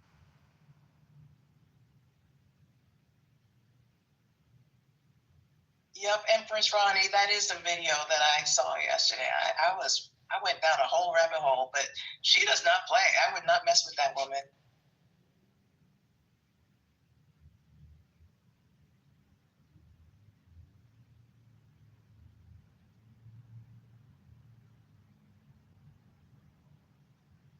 Just so y'all tracking, the 420 is supposed to be opening up soon.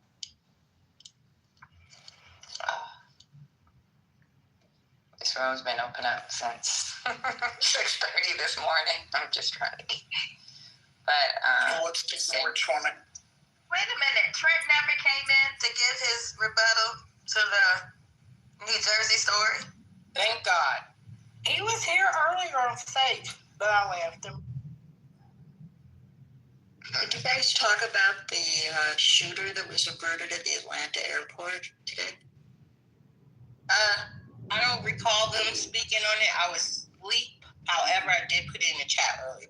Yeah, you're talking about it. It was talking about shootings that I get them mixed up. I thought you was talking about the one in Oklahoma. The shit happened so I know, that's the thing. It was like I turned my head, and then suddenly, 2 hours later, we've got some guy who was like locked and loaded. I mean, he was not a big thing. Like they grabbed him, and he had all the ammo, and he was a felon, and I mean, he could have done. I mean, it's like everything is kindling. Any one little thing is just going to erupt, and then it turns into violence. So yeah, I mean, I checked it out on several news things, and it was for real. And I didn't even know that had happened. But that's right, so much happens, you can't keep track of it. I know you guys, talked about New York a lot today. Can I just say that it's been reports that the Texas State Fair in Dallas was reportedly very, very, very empty. It ends this weekend. But people are saying that's the lowest turnout they've ever seen. And people are saying that our Hispanic brethren ain't going outside. And it's really expensive. It's like going up in price exponentially. A lot. Well, people only go to the fair for the food, and they said that the Texas State Fair food sucked. So there's that. I can tell you all the flea markets out here in Chicago are selling it. They are shut down. Ain't no flea markets going on. Well, our fair is going very well. Yeah, South Carolina fair, they said South Carolina and North Carolina fair is doing good. Well, I went to the East Village Dog Parade on Sunday, and it was absolutely mobbed. Thousands of people, dogs and owners dressed up. It was a party. Biggest collection of dogs and costumes I have seen in my life. Wait, you have a dog? What was that, Scotty? No, he just went. No, I just went with my mom to the dog parade in the East Village, the annual dog parade, and there were thousands of people, dogs and their owners dressed up. It was crazy. It's one of the biggest parades I've seen. It was great. The East Village Dog Parade. It was great. Look it up. The dogs, I didn't know about that. Yeah, My favorite incredible. was the UPS one was my favorite. It was pretty incredible. I'll post a link to one of the New York IGs about it. It's really fucking hysterical. Wait a minute, Gemini, you mean to tell me they don't have dog parades in LA? Huh? No. What? Not LA. Y'all don't have y'all dogs? They probably do. I probably just don't know. They got shows. I know about the shows, but I don't know about any of the parades. I would also like to say that if anyone's familiar with the author Jeff Pearlman, he did it's a YouTube short, but it's in his upcoming Tupac book. He actually was able to find the Brenda from the Brenda's Got a Baby song, the Tupac song, and he had about It's 20 a minute whole YouTube. The girl from Brenda Got a Baby from my neighborhood. So it's an article about it from From 1991. Yeah. Yeah, she's from my neighborhood. She's from Plaza Housing Project. And I know Brooklyn is telling the fucking truth, because that's what he just said in the motherfucking video. I'm gonna be in your bag. But if anyone That shit was big news back then. Like that, it was on the news. Like she really put the baby in the damn garbage, thing, and it was a big thing. Like she was being molested by her. It was a lot going on. So that was like big news back then. I'll never forget got that. a baby, but Brenda's barely got a brain, so you know. Well, he had to embellish because he ain't meet her, but No, but she wasn't. She was being brought up in the household that didn't give a fuck about her. So yeah, of course she didn't have a brain because they wasn't making her go to school or nothing. It was. He meant it literally. She did. She was a little kid that was being molested and had a baby out of molestation. Who's like 12 years old. But he was able to reunite the mother and the son. The story when he was retelling it, like, literally brought tears to my eyes. I was like, oh my God. Oh, that's so sweet. They reunited. Oh, that was sweet. Oh, did you cry like a baby or did you just tear just a little bit? It was not like a baby, but it was just like the emotion in it, because he said when he contacted, quote, Brenda, and he said, did you know, and she just started yelling out, screaming, did you find my baby? Did you find my baby? Did you find my baby? Did you find my baby? And she lives in Jersey, but she just happened to be in Vegas at a concert. And guess where that boy, when he got adopted, was adopted out to? Vegas. Oh. He was in Oh my God, Vegas. yeah, post that story. I want to see that. That's wonderful. That would I'll be. put it in the chat. But yeah, that That shit gives had me a little bit of nostalgia. I'm not gonna lie. In the Miracle on 34th Street subway, baby, it's a baby-filled day. Why are we saying she didn't have a brain? Have you ever heard the song? Yes, but if she was molested and had a child from That's just how the song went. Brooklyn, I posted a link to one of my favorite ones from the parade, but anybody who likes dogs, feel free to click on the link and scroll through some of the pictures.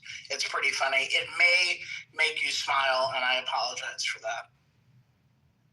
No worries. I gotta wait till I get home, but I want to see this because you know I love me a good dog. Anything. I'm actually taking the Shih Tzu Click to the Beltline on Saturday. They doing a little doggy costume situation, so I'm gonna go and be white for the day. I'm gonna be a white lady for the day. Brooklyn, spoiler alert, you know the meme with the dog surrounded by fire drinking coffee, like, this is fine? This is fine? You know that meme? Yeah. Yeah. That's one of the costumes. Somebody did the costume? Yeah. That's cute. So I posted the link in the chat. Cute. It's a YouTube video. I wish my bullies could do stuff like this, but they'll be out there trying to fight every dog they see. And I don't have time for no lawsuits. I can't do nothing with my bullies. That's ridiculous. Haitian, did you read the chat?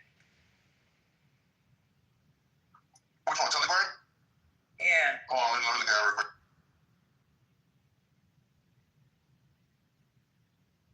What you said about my dogs? I'm checking out. I said, train your dogs.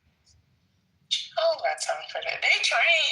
This is about to open in the next 10 to 15 minutes, y'all. Okay. I can't wait to get this out here.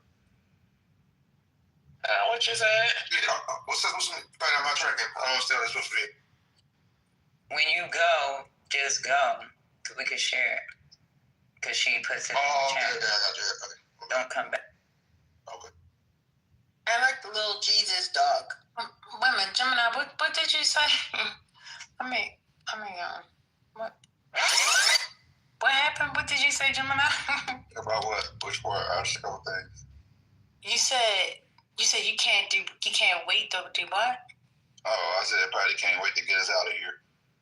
I'm tired. Don't get me wrong, I ain't been hard on her. But every time I pick up my phone, I be on silent because I ain't got no phone. No, they got a dog dressed as a cat at the bodega. That is so cute. These rooms gonna last 13 hours. Look, check this out. I had to come home because my damn charger. You know, I got 2 additional chargers. Raggedy ass room. I got money, Daddy. Did y'all both of them dead. Did y'all, JD, about what I told you? What you say about my man? I said, please don't make me fight you, nigga. I said, did you holler at JD about what I told your crazy ass? About what? About that room? About the back channel I sent. Oh, about that room, child. That wasn't nothing. Child, you know what? It ain't worth discussing on stage. It ain't, that shit ain't even worth a discussion. Yeah, talking about 420 and the mods and Patty list for this person, that, but I don't even care. Nigga, like, and then it's by a fucking clown. He is a fucking clown. A clown. A racist clown at that. I didn't know he was racist. I knew he was a fucking clown, though. Oh, he's a racist. I didn't even know who it was until Trent actually said, yeah, he does say racist stuff. I was like, oh, yeah? Trent always, you know what? Trent always got racist people that... No, but Trent doesn't say that about other people. So if Trent says he said some racist shit, oh, you a fucking racist. Oh, yeah, he wouldn't even say that about PP. Right. So if Trent was like, oh, he does racist. If he said that, then you a racist. Trent said you were racist, you were motherfucking racist. That This is a new room in addition to that one they had the other day? Nah, JD, it's the same one. I was just telling her that I hollered at Trent when he pulled up. That's all. I'm gonna say that Pat, you got us feeling like the last kid at the daycare and the mama's late. That's what you got us feeling like, waiting for Lisa's room to open. You know how they be looking at you like, you sure your mama knows you here? You can't call her. If you know she almost gonna be here, what you can do is you can go and wait for her to school. Wife, like 30 minutes after that all the kids was gone. That's when you tell you can go ahead and wait in front of the school if you sure. Right, we gonna put you outside with your backpack. We gonna charge Lisa for all this they want to one. do is charge you. This is shit that's crazy. You pay a whole fucking daycare for a week. 15 minutes is what? Exactly. $20, and every minute after that is another 10. I left my baby at the daycare 30 minutes one time. I was like, shit, it's a week of daycare. They make money. Hey, my mom ran a daycare for the state, and they actually got paid good. Yeah, and that's when I was poor. I was a young ass lieutenant. I was fucking delivering pizzas and an army. You gotta be in with the daycare workers because they'll work something out with you if they like you. Not when you're doing it for the state, they can't because it's the state. I'm talking about I'm not talking about for the price of daycare. I'm talking about when you late. Yeah, that's a fact. That's a fact. My mom would keep people late all the time. That's a fact. The late fees went up since you had your baby. Since your baby was a baby patty, them shits is high now. They hired $20 the first Yes. Oh. My mom. My mom used to have everybody tripping because she had little white kids, little black kids, and she had them in line. Like, we go with her to the post office, wherever we be in line, people be amazed. Like, they all sitting there so quiet. Do you beat them? Like, your mama beating the daycare kids. No, she wasn't beating them. She just had that. She the oldest of like 6. Like, she the oldest out of her family too. So she just shares her brothers and sisters. She just, I don't know how to explain it. Some women just know how to. They got that authoritative feel about them. It ain't got nothing to do with whether they beat you or not. They just know how to move. Jim and I did that to my son today. He came in here and got one of my little this fucking squishmallow thing and was tossing it around his hand, and it came up Hey, here the room on is my open. desk. The room is open. Oh, okay. Sister wife, goodbye. I just want to say, will y'all be leaving us? I said we have a sit-in right now. We don't go nowhere. We No, sit wait. I was Y'all had no money. You had no money to stay. You had no money. Your mama is You here. had no money. I just wanted to say that y'all give me withdrawals, but y'all don't open Let's the have a no room queens up. protest right now. You had no money. You had no money. Oh my God! Now you gonna send us over there with the maggots? Yeah, we got to back over there. That is true. We got to go back and act like it's cool. She got hookah over there, y'all. And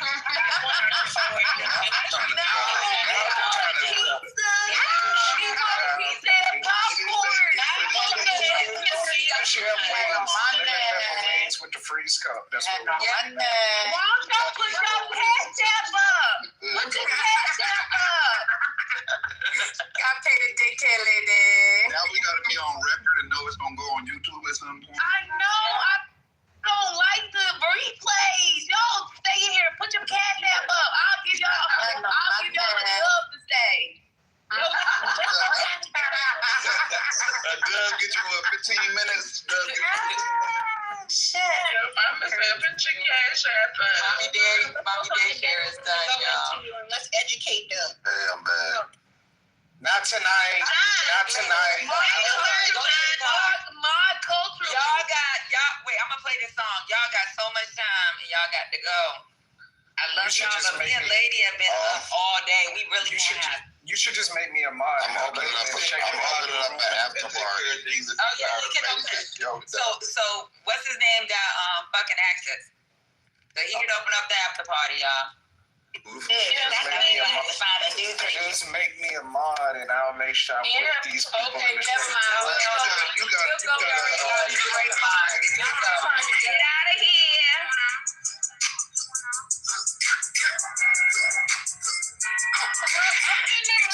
Watching that. Bye. Just open the room and kick it back out. This is crazy. I ain't never been kicked out of nowhere before. What kind of shit is this?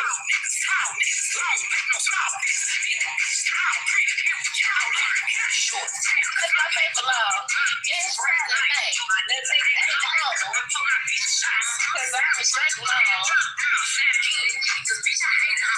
It's giving hurt. Say it.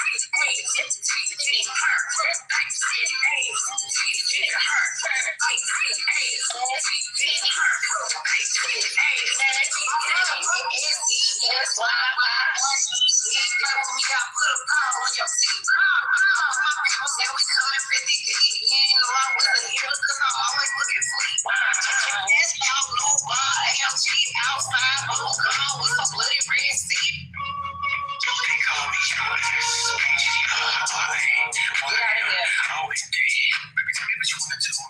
You're going to have to drag me out.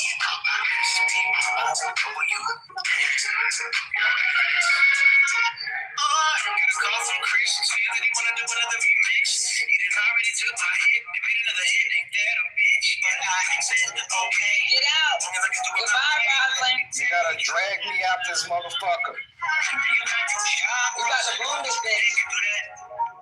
The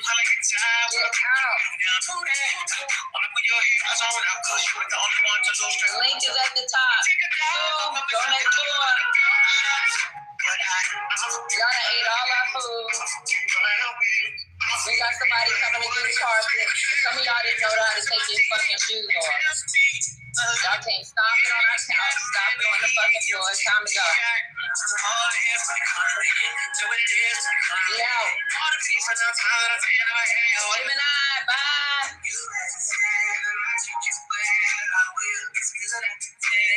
Scotty, get out of here.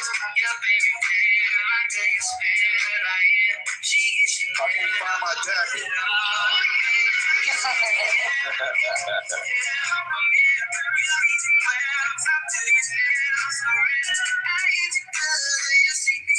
Alright, y'all, I'm about to boom this shit in 10 seconds. Just give me a bean and I swear I'll take care of this motherfucker. Totally. You keeping the room or you bouncing? I thought you was closing it. I was about to post a link in the chat. Okay, I'm gonna go ahead and keep the room for you. Damn, she just straight up ignored me. No, I don't trust you, Ray. I don't know you, nigga. it's not that. No. I'm bouncing, and I gotta leave it with the people that actually is mods. If somebody want to stay because they don't want to be in that room, then the mod can stay. But boom the room if you ain't gonna stay culturally, unless there's somebody you trust. Okay. Basically, she don't trust me because I'm an asshole. She basically said, "Not tonight." No, it's all right. You can boom the room. I'm sure you guys want to talk about sneakers.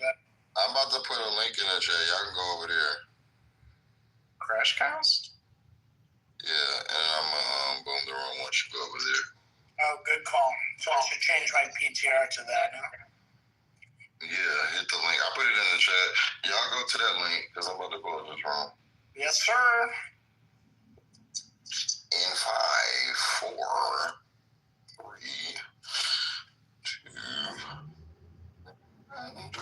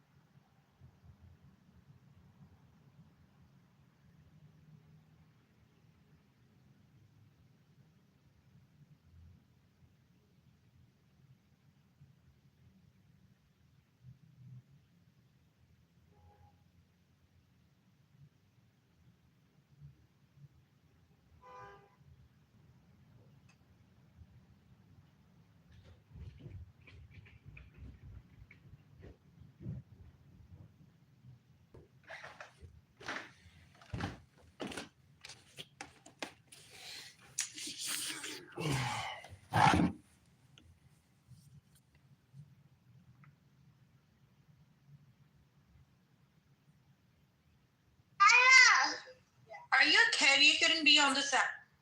406. And that's actually allows the president, says the president finds that regular forces are unable to execute federal law. So he's sending in troops to